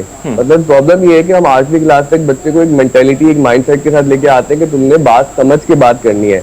लेकिन जैसे वो 9वीं क्लास में आते हैं उसकी दुनिया बदल जाती है। वो कहते हैं टीचर आपने तो हमें कुछ और सिखाया था, यहाँ पर तो उसी के नंबर आएंगे जो रट्टा लगाएगा। तो देखिए, हम हुकूमतों से तो नहीं जीत सकता कोई भी, हुकूमतों को तो अपनी इस्लाह खुद करनी है। तालीमी निज़ाम जो हुकूमत के हाथ में, वो उन्हीं का काम है, उसके अंदर हम दखल अंदाजी नहीं कर सकते, हम सिर्फ मशवरा दे सकते हैं। हाँ, हमारे पास जो दायरा इख्तियार क्लास 8 तक का होता है उसमें हम भरपूर तरीके से काम करते हैं। और 9वीं क्लास में आके मुझे बाकायदा अफसोस होता है बच्चों को देखकर कि वो जिस सिस्टम में अब वो जा रहे हैं कि जब तक आपकी रोड लैंडिंग नहीं होगी आप पास नहीं होंगे। लेकिन बाहर हैविंग सेड दैट, इस दफा सिंध गवर्नमेंट ने अपने कुछ तालीमी कोर्स को भी बेहतर किया है और नया पेपर पैटर्न आया है जिसमें MCQs बढ़ा दी गए हैं, जो कमोबेश जो है फेडरल या O लेवल्स की तरह गई है।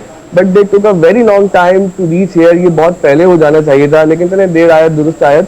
अब उम्मीद ये है कि यहाँ से जो नया तालीमी जो कोर्स आया है 9वीं, 10वीं, 11वीं, 12वीं का, और जो नया पेपर पैटर्न आया है, इससे कुछ फर्क तो पड़ेगा इंशाल्लाह। अच्छा नजम, ये बताइए कि आपने अभी तक जो जिक्र किया टेक्निकल एजुकेशन में वीडियो एडिटिंग या कैमरा वगैरह का जिक्र किया, तो ये एक लिहाज से देखा जाए तो लिमिटेड फील्ड भी है। उसकी वजह यह है कि बहुत ज़्यादा इदारे हैं जो ये सिखा रहे हैं, और ये अब ऐसा लगता है कि जहाँ ज़्यादा लोग हो जाएंगे कम नौकरियाँ होगी या कम काम होगा। इसके अलावा अब ये नहीं सोचते कि जैसे ब्रिस्टल यूनिवर्सिटी के कोर्सेज हैं कि वहाँ पे बच्चों को एयर कंडीशनिंग, मोटर मैकेनिक या प्लम्बिंग या इस तरह के कोर्सेज भी करवाए जाए, उस तरह के कुछ सोच रहे हैं? अच्छा जी, बिल्कुल आपकी बात ठीक है, लेकिन हम यहाँ पर 20 कोर्सेज करवा रहे हैं। उसमें Android development, web development, computer programming, वो एरिया भी है, फिर जबानों की भी कोर्सेज हैं। और जहाँ तक बात है ये वीडियो एडिटिंग वगैरह की, ये आपकी बात ठीक है कि एक लिमिटेड इंडस्ट्री है, लेकिन इसमें नई विंडो ऑफ अपॉर्चुनिटी खुली है। अभी हमारे अपने स्टूडियो से 3-4 बच्चे ट्रेन होकर कुछ कंपनियों में गए। अब दरअसल हो ये रहा है कि हर ब्रांड को अपना वीडियो एडिटर और सोशल मीडिया मैनेजर चाहिए, तो हम डिजिटल मार्केटिंग भी करवा रहे हैं, ई कॉमर्स बूट कैंप भी करवा रहे हैं। तो हम एक ब्लेंड और एक अमलगमेशन बना रहे हैं बच्चों के अंदर, के ताकि उनको एक वैरायटी ऑफ स्किल्स आ जाए।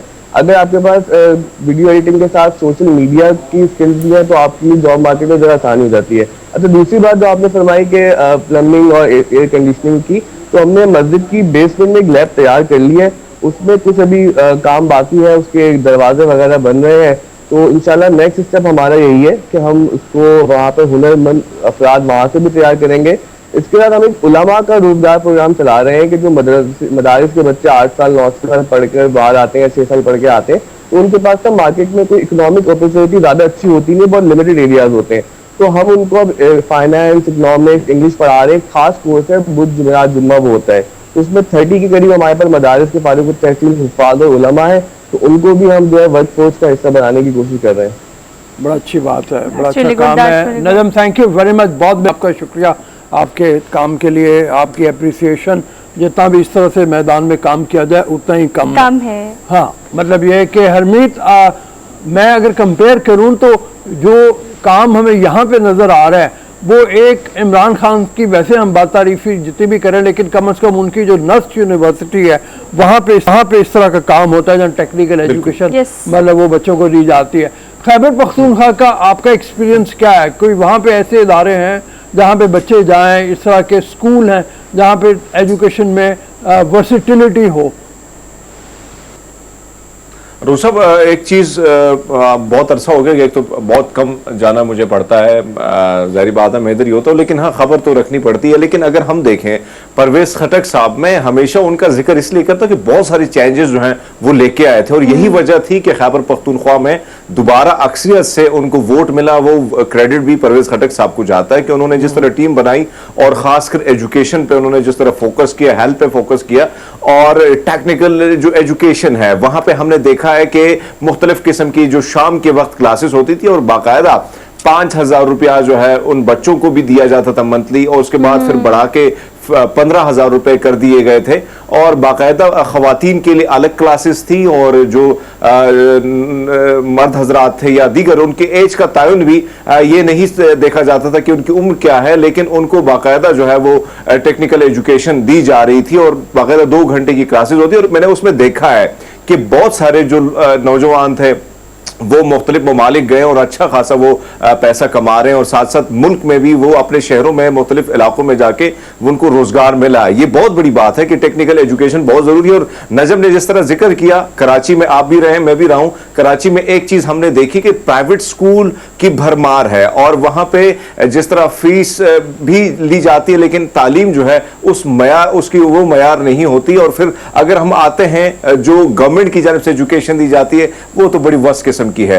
तो इन सारी चीजों में अगर इस किस्म के नौजवान आते हैं, सामने आते हैं, और फिर वो टेक्निकल एजुकेशन के साथ साथ वो चीज जो हम फ्रीलांसिंग के जरिए हम बहुत कुछ अर्निंग कर सकते हैं वो भी उसका जरिया बनाते हैं, नौजवानों के लिए रोजगार वहां से मौके देते हैं, ये बहुत बड़ी बात है। क्योंकि तालीम के साथ साथ अब ये इन चीजों की बहुत जरूरत है, क्योंकि हम देख रहे हैं कि रोजमर्रा की जो जिंदगी है उसमें हम देख रहे हैं कि रोजाना की बुनियाद पर बहुत सारे स्टूडेंट मुख्तलिफ यूनिवर्सिटीज से, मुख्तलिफ कॉलेजेस से वो फारिग तो हो जाते हैं लेकिन उनको जॉब्स नहीं मिलती। अगर आपके पास टेक्निकल एजुकेशन है कहीं ना कहीं आप अपना रास्ता निकाल लेते हैं, तो ये बहुत बड़ी बात है और इनका क्रेडिट को जाना चाहिए। और खैबर पख्तूनख्वा की अगर मैं बात करूं तो वहां पे ये सिस्टम बहुत पहले से राइज है। बड़ी मेहरबानी, थैंक यू हरमीत। और हम चले ब्रेक की तरफ, क्विक ब्रेक लेते हैं, ब्रेक लेके वापस आते हैं। आप देखते रहिए प्रोग्राम जिसे हम कहते हैं गुड मॉर्निंग पब्लिक।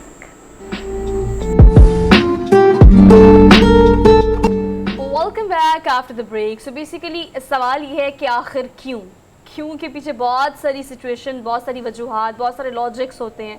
लेकिन आजकल तालीमी निज़ाम की हम बात करें, इससे पहले वाला सेगमेंट भी तालीम पर ही था कि तालीमी निज़ाम कैसा है, तालीमी निज़ाम के कितने फुकदान है और ये सिस्टम मौजूद क्यों नहीं है हमारे पास। लेकिन एक बहुत ऐसा टॉपिक है जिस पर बात करने के लिए काफ़ी देर से हम कोशिश कर रहे थे, लेकिन आज इस सेगमेंट को रखने का यकीनन मकसद भी ये है कि तालीमी निज़ाम एक तो जिस तरह का है वो तो है, लेकिन स्कूल प्राइवेट हो या गवर्नमेंट हो, बच्चों को स्कूल जाने के बाद आखिर क्यों ट्यूशन जाने की ज़रूरत पड़ती है।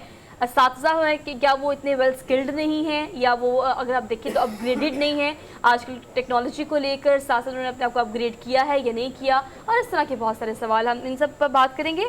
अहमद हमाद साहब हमारे साथ मौजूद हैं, हमारे तालीम में आपको आज के प्रोग्राम में खुशामदीद कहते हैं। अस्सलाम वालेकुम सर। वालेकुम अस्सलाम। सर कहिएगा कि अगर हम तालीमी निज़ाम की बात करें, प्राइवेट या गवर्नमेंट इंस्टीट्यूट जो भी हो, हम यहाँ पर डिफ्रेंशिएट नहीं कर रहे, लेकिन बच्चों को आजकल ज़रूरत है ट्यूशन की।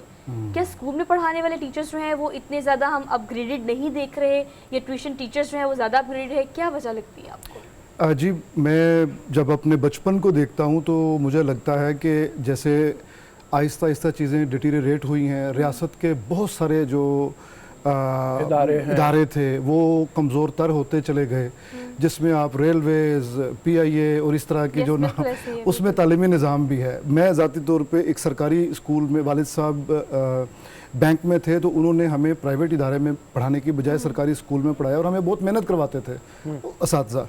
लेकिन फिर ऐसा ऐसा हमने देखा कि एक नो गो एरिया बन गया एक आम पढ़े लिखे आदमी के लिए अपने बच्चों को गवर्नमेंट स्कूल में भेजना। बिल्कुल ऐसे ही है, तो वो लाजमन कुछ ऐसा वहाँ पे हुआ है, डिटीरियरेशन कोई ऐसी आई है कि जिसकी वजह से ना अब कोई सरकारी ट्रेन इस्तेमाल करना चाहता है, ना कोई सरकारी अस्पताल में जाना चाहता है, ना सरकारी स्कूल में जाना चाहता है। तो उसका सबब यही है ज़वाल। लेकिन मैं सर रऊफ़ का फ़ायदा उठाते हुए मैं ये बात करना चाहूँगा कि तालीमी निज़ाम में जो बुज़ुर्ग जो सीनियर हैं वो ये समझते हैं कि एक चीज़ होती है क्रिटिकल थिंकिंग और एक है क्रैमिंग। बिल्कुल। तो हमारे यहाँ अगर क्रिटिकल थिंकिंग सिलेबस का लाजमी हिस्सा होती तो उसमें टीचर्स को भी मेहनत करना पड़ती कि बच्चों में क्रिटिकल थिंकिंग पैदा करने के लिए कौन से मेथड्स को अप्लाई किया जाए, पहले खुद लर्न किया जाए फिर अप्लाई किया जाए, एक्सप्लोर करने के लिए, कॉग्निटिव प्रोसेस को तेज क्रिटिकल थिंकिंग बहुत इंपॉर्टेंट है, एनालाइज करके चीजों को आए, मतलब जो तनकीदी अंदाज में चीज़ों को देखा जाए। Objections, questions. सर ये देखिए कि मेरी नज़र से एक किताब गुजरी, सोफीज वर्ल्ड, कुछ अर्सा पहले, बहुत खूबसूरत किताब है। जी हाँ, और वो जोस्टिन गार्डर की नॉर्वेजियन राइटर है। He is actually a teacher of 8th grade. 8वीं क्लास के बच्चों के लिए उसने नॉवल लिखा है जिसमें कि सारी tradition, philosophical tradition from Greece onwards, modern जो वेस्टर्न है, सारी लिख दी है। मतलब ये तो एक ऐसी किताब है जो मैं समझता हूँ कि 8वीं जमात से ऊपर जो बच्चे हैं उनके लिए लाजमी करार दे देनी एग्जैक्टली, चाहिए किताब को। बिल्कुल, thank you very much for endorsing sir. तो ये बच्चों को पढ़ाई जाती है वहाँ पे, और ये वो स्कैंडिनेवियन कंट्रीज़ हैं जिनकी तालीमी निज़ाम जो है वो आज भी आइडियल है, और सारी दुनिया उस तरफ देखती है कि इस तरह का तालीमी निज़ाम। जो मैं समझ सका हूँ वो ये है कि बजाय इसके कि आप क्रैमिंग करवाएं, मेमोराइज़ करवाएं चीज़ों को, मेमोराइजेशन एक हद तक ज़रूरी होती है, आप प्रॉपर नाउन, कॉमन नाउन ये समझा दें, उसको ग्रामेटिकल स्किल्स वगैरह सिखा दें, लेकिन उनको फिर इनवाइट करें कि वो खुद डेटा कलेक्ट करें, उसको क्लासीफाई करें, जैसे ये फरमा रहे हैं, उनको एनालिसिस करें और फिर खुद किसी नतीजे पे पहुँचें। जो लॉजिक आप बात कर रहे हैं, लॉजिकल थिंकिंग जो है वो बड़ी सिस्टमेटिक है, वो सिखाने की कोशिश करें बच्चों को। आप देखिएगा कि मैट्रिक तक जब वो पहुंचते हैं वो खुद मैथमेटिशियन, अच्छे मैथमेटिशियन बन जाते हैं। हमारा टारगेट क्या है? देखिए अहमद साहब, हमारा टारगेट ये होता है कि जो कोर्स है ना, वो टीचर ट्यूशन की हो या स्कूल की हो, ये कोर्स पढ़ा देना है, कोर्स मुकम्मल कर देना है, first term, second term, third term, फिर फाइनल एग्जाम्स। अभी जो आप बात कर रहे हैं इसको हम कहीं ना कहीं प्रैक्टिकल अप्रोच भी कह सकते हैं, क्रिटिकल थिंकिंग को, क्योंकि अगर आप थ्योरेटिकल अप्रोच रख रहे हैं तो आप अगर प्रैक्टिकल रखेंगे तो बच्चों को टास्क देंगे, एक्टिविटीज़ देंगे, उसमें वो एक्सप्लोर करेंगे, कॉग्निटिव प्रोसेस उनका तेज़ होगा। अच्छा, ये अब प्राइवेट इदारों में फिर भी करवाया जाता है, गवर्नमेंट इंस्टीट्यूट में नहीं कराया जाता, तो क्या हम इसका क्रेडिट प्राइवेट इदारों को दे सकते हैं कि येस, अगर वो फीस ज़्यादा लेते हैं तो वो इस तरह की चीज़ें भी कराते हैं, एक्टिविटीज़ भी कराते हैं? देखिए, ये जो सरमायादाराना निज़ाम है ना, इसमें हर चीज़ तो कमोडिफाई हो जाती है, उसमें तालीम भी नहीं बची। आप जितने ज़्यादा पैसे देंगे उतनी ज़्यादा अच्छी तालीम हासिल करेंगे। जी, एग्जैक्टली। मैं अहमदाबाद में बहुत सा पहले, जैसे जोस्टिन गार्डर का आपने जिक्र किया, सोफीज वर्ल्ड का, इसी तरह से एक पेपर था हार्वर्ड यूनिवर्सिटी का, वो मैं पढ़ रहा था और उसमें देख रहा था कि वो कहते हैं कि इस सरमायादाराना निज़ाम में बिल्कुल आपकी बात को सेकंड करते हुए होगा ये कि जो अमीर आदमी है वो और दौलत जमा कर लेगा चूँकि उसकी औलाद बहुत अच्छी इंस्टीट्यूशंस में पढ़ रही होगी और वो अच्छे इदारों में चली जाएगी, और जो गरीब आदमी है वो पस्त होता चला जाएगा चूँकि उसके बच्चे अच्छी जगह पे तालीम नहीं हासिल कर पाएंगे। ये सिस्टम ऐसा बन गया। बिल्कुल। इसका तदारुक एक ही सूरत में मुमकिन है कि रियासत खुद इसमें आए, खुद इंटरवीन करे, और जहाँ कानून साजी होती है वहाँ पे जिन सेठों के अपने मफादात हैं वो अपनी मर्ज़ी के कवानीन बनाते हैं, पर कम से कम कोई ना कोई मॉनिटरिंग बॉडी, कोई ना कोई चेक एंड बैलेंस तो होना चाहिए। सर नहीं होता, नहीं है। देखिए अगर हम यहाँ बैठ कर के बात करते हैं ना कि रियासत को ये करना चाहिए, रियासत को वो करना चाहिए, रियासत करती होती तो हम बात ही ना करते। रियासत तो लगता है उसका काम से फेल होना मतलब उसको और कोई कामयाबी से देखिए हमने आप देखिए, आप माहिर तालीम है, हमारा काम थोड़ा सा है। हरमीत इस्लामाबाद बैठे हुए हैं, अब्दुल रऊफ साहब ने किताबें पढ़ी है, वो लोगों को बताते हैं। ये थोड़ा बहुत जो हमने करना है सर, ये सिस्टम कई सालों से खराब हुआ है। आप उस दौर की बात करें जब PIA ट्रेनिंग देता था, अब PIA का जवाल हमने अपनी आंखों से देखा है। अभी तो हम तालीम की बात कर रहे हैं, बिल्कुल। अब घर की बात कर लेते हैं कि घर में अगर हमने चीज शुरू करनी है, अम्मा अब्बा का फोकस भी होता है ट्यूशन भेज दो, अम्मा अब्बा का फोकस भी होता है जो टीचर ने कहा है वही होगा सब कुछ। माँ बाप का कितना किरदार है कि वो बच्चों की जहन साजी करे इस हवाले से कि बेटा ये जो चीज़ आप देख रहे हो, जो पिक्चर आप देख रहे हो, क्रिटिकल थिंकिंग, इस पर एनालिसिस करो, ये कैसे है। सिर्फ याद करना या किताबें पढ़ना तो नहीं ना वो काम उनका। माँ बाप ज़्यादा से ज़्यादा फिर क्या कर सकते रिलाई हैं, करते हैं टीचर्स पे जी। और वो जब एक एनवायरनमेंट ही सारा ऐसा बन गया है, वो इब्न खल्दून ने कहा कि इंसान सरतसर अपने माहौल की पैदावार है। जब आप एक माहौल ऐसा दे देंगे, मैं अगर ये चाहूँ भी कि अपने बच्चे को क्रिटिकल थिंकिंग और उसको ये बताऊं कि इस तरह फ़िलोसॉफिकली तुमने अप्रोच करना है किसी प्रॉब्लम तक, और उसको फिर इस तरह सॉल्व करना है, इसका एल्गोरिदम बनाओ खुद। तो जब उसके दाएं बाएं कोई शख्स ये नहीं कर रहा और वो ये कहता है कि अगर मैं ये काम करूंगा तो मार्क्स कैसे लूंगा, मैं एक सवाल तो बड़ा अच्छा याद कर लूंगा, बाकियों का क्या करूंगा, जबकि दूसरे क्रैम करके कहीं आगे पहुंच जाएंगे और मेरिट की वजह से वो मेडिसिन में जा रहे हैं, इंजीनियरिंग में जा रहे हैं, तो क्या करूंगा। लिहाजा मैं अर्ज़ ये करना चाह रहा था सर, रसल ने जो इंडोक्ट्रिनेशन का कहा कि जो होती है रियासत होती है, उसका ये फ़र्ज़ नहीं बनता कि वो इंडोक्ट्रिनेट करे, इंजेक्शन लगाए अपने रियासत, अपने शहरियों को कि आपको ये पढ़ना है और ये नहीं पढ़ना। वो फ्री थिंकिंग करे, फ्री थिंकर बनाए उनको। तो हमारे यहाँ पे इस वक्त सरमायादाराना निज़ाम है, रियासत बिल्कुल एक इनर्ट होके बैठी हुई है, जिसकी वजह से इंडोक्ट्रिनेशन हो रही है और क्रैमिंग की वजह से इंडोक्ट्रिनेशन हो रही है। इसमें बहरहाल रियासत को इंटरवीन करना पड़ेगा। ट्यूशन का निज़ाम देखें, इतना ज़्यादा ये बिगड़ चुका है कि एक एकेडमी, फिर पूरा नेटवर्क ऑफ एकेडमीज़, और उससे प्राइवेट कॉलेजेस, फिर उससे प्राइवेट यूनिवर्सिटीज़ और नेटवर्क ऑफ यूनिवर्सिटीज़। असल में एक चीज़ और हो गई है कि वो सरमायादाराना निज़ाम में ये हुआ है कि जो हवस पैसे की आम आदमी में, वही टीचर में भी आ गई हुई है। अब उसको भागना होता है, वो स्कूल में पढ़ाता है, उसके बाद ट्यूशन सेंटर भी उसी का चल रहा है, उसे भागना होता है वहाँ पे जाके ज़्यादा पैसा कमाना। बिल्कुल। तो वो अपने आप को जब कंपेयर करता है ना, तो वो कहता है कि फ्लाई इंडस्ट्रियल इतने लाख रुपए महीने कमा रहा है, तो मैं इतने क्यों नहीं कमा। मनी मेकिंग में सब लग रहे हैं। ये देखें, तालीम का जो ये इंडस्ट्री थी, एजुकेशन की इंडस्ट्री, ये पाकिस्तान की दूसरी के तीसरी ग्रोइंग इंडस्ट्री इतनी तेज़ी से फैली। इतना पैसा शायद फेसबुक के मालिक ने नहीं बनाया होगा 15 सालों 20 सालों में, जितना यहाँ पे आप एक स्कूल, कॉलेज, यूनिवर्सिटी, एक नेटवर्क बना लें, उसके बाद देखिए हमारे कितने पैसे सामने एग्जांपल्स हैं, मतलब चैनल्स के मालिकान और उसके बाद फिर इदारों के मालिकान, फिर गवर्नमेंट प्राइवेट इंस्टीट्यूट्स की, यूनिवर्सिटीज की, स्कूल्स की, ग्रुप ऑफ कॉलेजेस हमने भी देखे हैं ना बहुत सारे। उसको टीवी चैनल बना लिया, ऊपर से टीवी चैनल रही से एक टीवी चैनल से निकाल दिए। हाँ जी हरमीत, आप क्या कहते हैं इन टाइकॉन्स के बारे में? मुझे बहुत अच्छी बात सर ने की इमाद साहब ने, और इसमें कोई शक नहीं है कि इसी पार्लियामेंट में जो कवानीन बनते और बनाते कौन है, वही सेठ है, और वही अपनी चीज़ें, अपने उनके जो फ़ायदा पहुंचाती है, वो उसी चीज़ पर ज़्यादा फोकस होता है, आम आदमी की कोई सोच नहीं रखता। सर आपसे जानना चाहेंगे, मैं मिसाल इसलिए दे रहा हूँ क्योंकि हम एक साथ आज़ाद हुए हैं। अब अगर दिल्ली की मैं बात करूँ, वहाँ पे आपकी गवर्नमेंट है, अरविंद केजरीवाल बहुत फेमस लीडर है अब हिंदुस्तान का और बहुत अच्छी तरह वो जा रहा है। उसने एक निज़ाम वो एजुकेशन का लेके आए, जिसके बाद हमने देखा कि जो प्राइवेट सेक्टर है वो फेल हो गया है और अब सरकारी जो स्कूल्स हैं वहाँ पे बच्चों की तादाद बढ़ती जा रही है। आप नहीं समझते कि इस किस्म की चीज़ें जो हैं हम दूसरों को देख के भी अडॉप्ट कर सकते हैं? हम खैबर पख्तूनख्वा की मैं अभी कुछ देर पहले जिक्र कर रहा था कि यही सूरत हाल वहाँ पे बहुत बदली थी जब परवेज़ खटक साहब की हुकूमत थी, और मैंने खुद ये चीज़ें देखी हैं कि जो सरकारी स्कूल थे कहीं ना कहीं उस पर इस तरह मॉनिटरिंग सिस्टम किया गया था और नए नौजवान लड़कियों को जो है वो हायर किया था, जिसके बाद लोगों ने प्राइवेट सेक्टर से बच्चे निकालकर गवर्नमेंट में तक लेके गए थे। तो ये सूरत हाल हम क्यों इस पर फोकस क्यों नहीं करते इन सारी चीज़ों पर? जी, इसका बुनियादी सबब ये है कि जो यहाँ पे डेमोक्रेसी है वो हमारी, वो नवाबजादा नसरुल्लाह खान मरहूम कहते थे ना कि एक बच्चा चलना चाहता है, आप उसको कंधे से उतार के नीचे ज़मीन पर रखें, एक कदम उठाए दोबारा उठा के कंधे पर रख लें तो वो कभी भी चलना सीख नहीं पाएगा। पाकिस्तान में जो डेमोक्रेसी बार बार तातुल का शिकार होती रही है, उसकी वजह से जो डेमोक्रेसी की देन या डेमोक्रेसी की नेमतें हैं, वो इदारे जो पब्लिक सर्विस में आते हैं, डेमोक्रेसी है ही for the people, of the people, by the people है, तो यहाँ पे पीपल माइनस हो गए और जिन लोगों ने पूरा कंट्रोल करना था उन लोगों ने अपने नुमाइंदे जो हैं वो मुसल्लत किए। ये हमारे यहाँ और हमारे हमसाये में बुनियादी फ़र्क ये है, वहाँ पे इसमें कोई शक नहीं, केजरीवाल ही नहीं, वहाँ पे जो रेलवेज़ का निज़ाम इन्होंने पूरा एक इनकलाबी उस प्रोसेस से गुजारा और आज वहाँ की रेलवेज़ की दुनिया मिसालें देती है।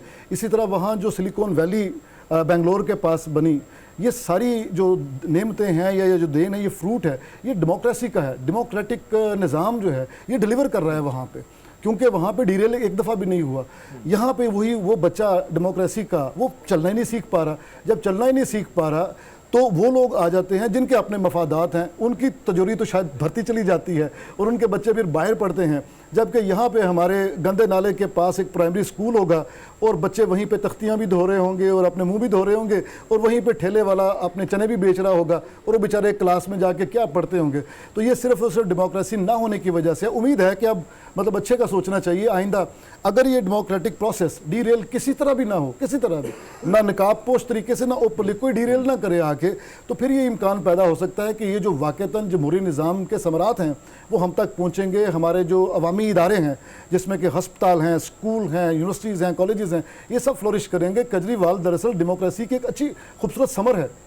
अच्छा अहमद साहब, ये कहिएगा कि ओवरऑल अगर हम इस सारी चीज़ों का क्रेडिट तो नहीं कहेंगे, इल्ज़ाम ही कहेंगे दें, तो सर वो उस्ताद जिसने प्राइवेट में पढ़ाना है या गवर्नमेंट में पढ़ाना है, उसने अपने स्टूडेंट से काम करवाना है, उसको सिखाना है या सिर्फ रट्टा लगवाना है, it's all about a teacher. वो क्लास में उस बच्चे को अगर अप्रिशिएट करेगा जिसने एज इट इज़ एक पैराग्राफ लिखा होगा बनस्बत उसके जिसने अपने अल्फाज में एक पैराग्राफ लिख के अपनी सोच को इम्प्लीमेंट किया है। असातिज़ा का कितना बड़ा इसमें है किरदार कि वो इतना ख़राब कर चुके हैं इस निज़ाम को कि हम गवर्नमेंट प्राइवेट इंस्टीट्यूट को हम लोग दोष ही नहीं दे रहे, हम सिर्फ बात कर रहे हैं उस्ताद की, वो कितना ख़राब। देखिए, इसको मैं दो हिस्सों में तकसीम करता हूँ। रियासत ने ये फैसला करना है मुझे कैसा शहरी चाहिए, इतने इंजीनियर्स चाहिए, इतने डॉक्टर्स चाहिए, इतने वकील चाहिए, इतने बिजनेसमैन चाहिए, क्योंकि उस रियासत में वकील की खपत मतलब 500 है, इंजीनियर की 200 है, इन इंडस्ट्री इतनी है। अगर आप इंडस्ट्री में टोटल 300 का वो हो वैकेंसीज हो, यहाँ से 3000 पैदा कर देंगे तो ये बड़ा गर्क हो जाएगा। इस वक्त यही सूरत हाल है हमारी। इसमें टीचर्स जो हैं वो आज देखें, आज टीचर्स भी क्या करें। मैं आपको एक अपना ज़ाती मिसाल देता हूँ। मुझे मुख्तलिफ यूनिवर्सिटीज़ में पढ़ाने का इत्तेफाक हुआ जी, बैक वक्त पब्लिक सेक्टर और प्राइवेट सेक्टर दोनों में। तकरीबन पिछले 12-15 साल से मैंने एक चीज़ बड़ी जो है वो बिलाखिर एक नतीजा निकाल लिया और हर गुजरता साल उस नतीजे पे मोहर तस्दीक सब्त करता है। वो क्या है, जो हमारे सरकारी इदारे हायर एजुकेशन के आज भी चूँकि किसी हद तक मेरिट का निज़ाम वहाँ मौजूद है, लिहाजा वहाँ पे हमारे अर्बन नहीं सबर्बन और विलेज के बच्चे आते हैं, चूँकि वो मेरिटेड होते हैं, मेरिट पे आते हैं, लिहाजा वो इंटेलिजेंट होते हैं और वो बड़ी जल्दी पिक करते हैं, हमारा पूरा लेक्चर बड़ी तवज्जो से सुनते हैं, पिन ड्रॉप साइलेंस होता है। ऑन द अदर हैंड जब हम किसी प्राइवेट सेक्टर में जाते हैं, वहाँ चूँकि 15-15 लाख फीस दी होती है, वो आराम से रिलैक्स हो के कभी किसी तरह हम लाख चीखते रहें, गला खुश्क हो जाता है, लेकिन वो वाला काम करके नहीं आते। टीचर एक ही है, टीचर एक ही है। मैं उधर भी अपना पूरा फर्ज, पूरी कुव्वत, पूरी एनर्जी के साथ पढ़ा रहा होता हूँ, वही एनर्जी मैंने कभी इसमें तमीज़ नहीं की। लेकिन यहाँ इन दोनों जगहों में ज़मीन आसमान का फ़र्क है। बेशक इसमें कोई शक नहीं, उस्ताद का किरदार है, उस्ताद का किरदार बुनियादी है, लेकिन बार बार मेरा एक ही नुक्ता है कि उस्ताद के ऊपर भी रियासत है। रियासत को ये पॉलिसी बनानी है, कितने टीचर्स चाहिए, क्या पढ़ाना है, और इन शहरियों को जब बना लेना है ये डॉक्टर या इंजीनियर, तो खपाना कहाँ पे है। Industry to university link Pakistan में मौजूद ही नहीं है। अच्छा, ये बात आपने जो बातें की हैं बहुत सोच तलब हैं और इसके ऊपर फिर भी इंशाल्लाह ताला गुफ्तगू होती रहेगी। अभी मेरे ख्याल में ब्रेक का टाइम हुआ। So much for being here और हमने क्विक ब्रेक लेनी है, वापस आते हैं। Keep fostering. Good morning public.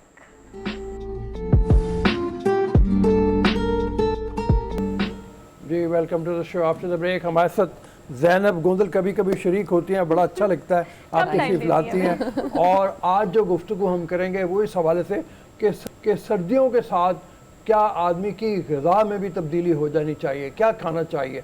वैसे तो सब लोग कहते हैं मछली खानी चाहिए, लेकिन और भी बहुत कुछ होगा जो साथ में शामिल करना चाहिए अपनी खुराक में।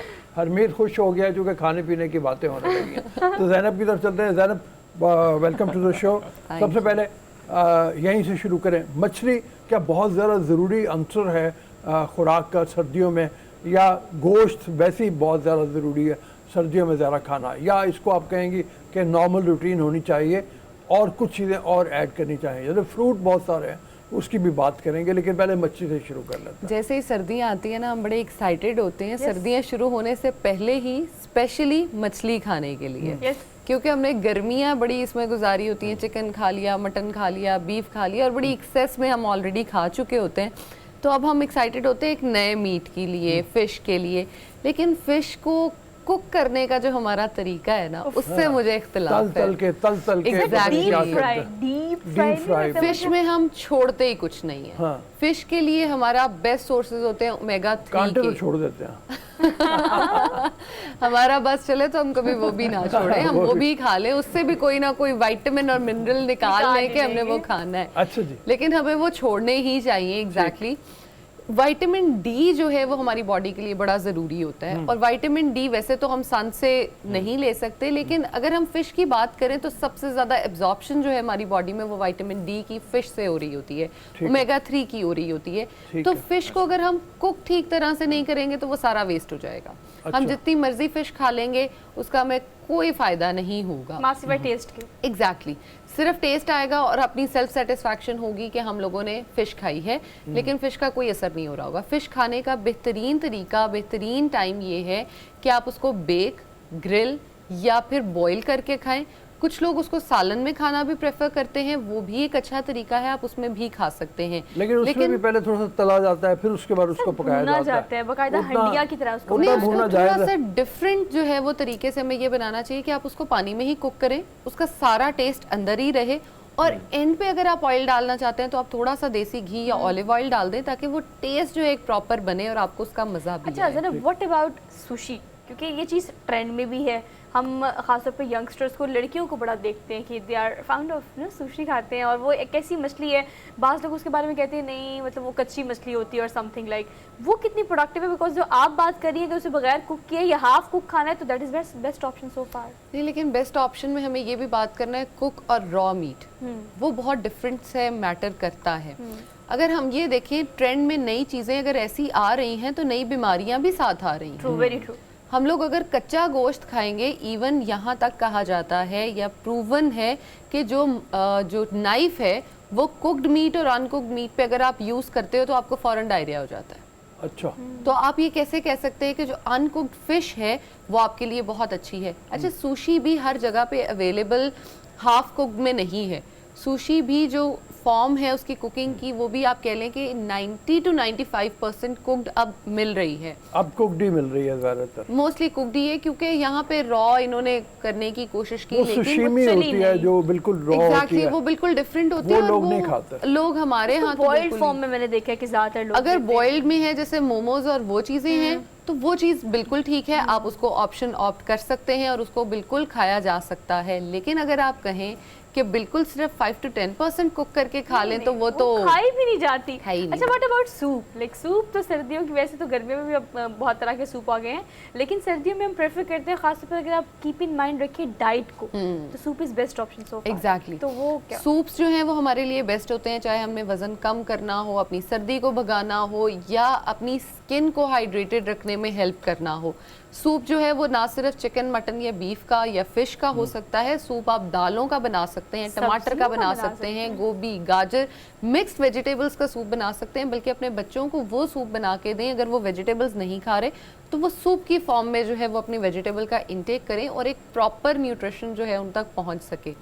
आजकल बहुत सारे मरीज पिछले दिनों में जो मेरे पास आ रहे हैं जी, स्किन बहुत ड्राई है, हमारी आंखों की साइड्स पे लाइंस पड़ रही हैं, यंगस्टर्स हैं, इवन 20-25 में हैं लड़कियां लड़के जो ये बात कह रहे हैं। तो हम इस चीज़ को समझ ही नहीं पा रहे कि मौसम बदला तो है, उसके साथ आदत भी बदलें। आपका लाइफस्टाइल बदल गया पूरा का पूरा। एग्जैक्टली। आप अगर ये कहें कि दिन में हमने सिर्फ 2 ग्लास पानी पिया है और वो हमारे लिए इनफ है, तो वो इनफ नहीं है। अच्छा, लोग पानी के साथ ये भी कंफ्यूज करते हैं, मैंने 3 cup green tea, 2 cup coffee और 2 ग्लास पानी पिया है, तो क्या ये काफी है? Mix भाई ये काफी नहीं है, बल्कि ग्रीन टी और कॉफी आपके डायूरेटिक्स हैं, वो आपकी अच्छा बॉडी का जो ज़ैनब, पानी आपने है। पानी का जिक्र किया, तो हम उमूमन देखते हैं कि जब गर्मियाँ होती हैं तो पानी प्यास भी लगती है और पानी पिया भी जाता है, सर्दियाँ होती है तो बड़ा मुश्किल होता है। जी सर। अच्छा, अब दोपहर खाने की बात कर लेते हैं। दोपहर के खाने की बात करते हैं, दोपहर में क्या खाना चाहिए? दोपहर में अपने सैलेड्स और बाउल ऑफ सैलेड जो है ना, उसको फुल करके लाजमी तौर पे खाएं, जिसके अंदर चने हों, आपकी दालें हों, लोबिया, राजमा, हर तो भूख ही नहीं चीज आप लगेगी डालें। उसके बाद। तो देखिए, फाइबर है, प्रोटीन है, मैंने आपकी हर चीज एक ही बाउल में डाल दी। एक बोल के अंदर कर दिया। एग्जैक्टली लोगों में आजकल आप देखें कॉन्स्टिपेशन का ट्रेंड बहुत ज्यादा है, और अच्छा हम उसको बीमारी भी नहीं अब समझते, हम बड़ा फैशन समझ के बताते हैं, हाँ मुझे तो इतने टाइम से कॉन्स्टिपेशन है। हम उसे फैशन समझ रहे हैं, हालांकि वो बीमारी है, मदर ऑफ ऑल डिजीजेज है। आपको अगर कॉन्स्टिपेशन रहती है तो आप ठीक नहीं है, उसको ट्रीट करें। उसका बेहतरीन हल यही है, आपने सैलेड खाए, आपने फिजिकल एक्टिविटी की, आपकी कॉन्स्टिपेशन रिलीव हो जाएगी। ठीक है। बहुत सारे लोग ये समझते हैं कि जी, जैसे मैंने पहले कहा कि पानी ना पीना भी एक ट्रेंड बन जाता है सर्दियों में। आप पानी नहीं पिएंगे तो बहुत सारी बीमारियां आपकी बॉडी पे अटैक करेंगी, आपका इम्यून सिस्टम जो है वो खराब होना शुरू हो जाएगा। आपको अपने आप को स्ट्रांग रखने के लिए खुराक भी लेनी है और उसको डाइजेस्ट करने के लिए पानी भी साथ जरूर पीना है। अच्छा, लंच में आप ज्यादातर सजेस्ट करिए कि bowl of Salad. For everything. जो है वो ज्यादातर लें, उसके साथ कुछ छोटी मोटी और चीज या बिल्कुल इस पे खत्म छोटी कर मोटी आप और चीज़ ले सकते हैं, जैसे फॉर एग्जांपल आपने आज बॉइल्ड चने या लोबिया या राजमा, जैसे मैंने कहा, वो अपने सैलड में इंक्लूड नहीं किया, तो आपके घर पे अगर बाउल बना हुआ है दाल का, तो आप वो बाउल दाल का खा लें। कद्दू बने हुए हैं, टींडे बने हुए हैं, आलू मटर गाजरें बनी हैं, शिमला मिर्च बनी है, सब्जियां जो हैं उनमें से जो भी सालन बना हुआ है आप उसको ले लें। और अगर फिर भी आपको भूख है तो आप आधी रोटी भी साथ खा सकते चलो हैं। टाइम बड़ा थोड़ा रात के खाने रात की में बता जल्दी दें से। फिर आप। रात के खाने में आप जो है वो चिकन, मटन, बीफ, फिश का इस्तेमाल करें, जिसमें अपने मीट, देखिए हमने पोर्शन साइज डिवाइड कर लिया सुबह से शाम तक, और हमने सारी चीजें खाई भी।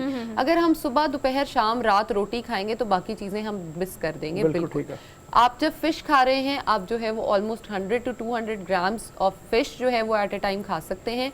फिश के साथ चावल बिल्कुल खाए जा सकते हैं, वजन कम करने वाले भी फिश के साथ चावल, दाल के साथ चावल खा सकते हैं, उससे आपका वजन नहीं बढ़ता बल्कि कम ही होता है। ये जो एयर फ्राई कर लेते हैं आजकल, हाँ, तो एयर फ्राई फिश की हो तो वो बेहतर रहती है। ये तो बेस्ट चीज़ है। अगर हमारी लाइफ टाइम इन्वेस्टमेंट है, मेरा ख्याल है 20-25 हज़ार का आता है, अब तो कम हो गया।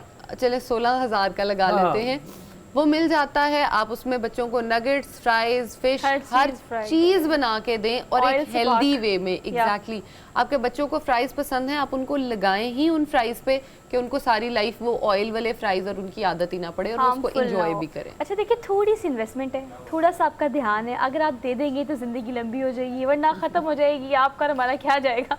तो ज़ैनब को बुलाने का मकसद भी सर यही था कि हाँ, थोड़ी नहीं, सी बड़ी अच्छी टेंशन suggestion देनी दी है है। ज़ाहिर ने। Yes. और खाने में आपने मीट जो है वो बताया ज्यादातर कि वो रात के Dinner वक्त में, में, बिल्कुल। लेकिन एक मखसूस क्वांटिटी में जी। 100 to 200 ग्राम जी। आपने जैसे बताया, मतलब उससे ज्यादा प्रोटीन नहीं। रात को देने का मकसद ही ये है कि बहुत सारे लोगों की शुगर, ब्लड प्रेशर रात के टाइम ठीक पे है, लो होता है, ठीक। एनर्जी कम होती है। Okay, thank you so much Zainab, thank you, बड़ी अच्छी डिस्कशन रही। प्लान पूरा दे दिया हमने आपको, फॉलो करना है थ्रू आउट विंटर्स। हमें दीजिए इजाजत, इंशाल्लाह आपसे मुलाकात करेंगे कल। अपना ख्याल रखिएगा, अल्लाह हाफिज।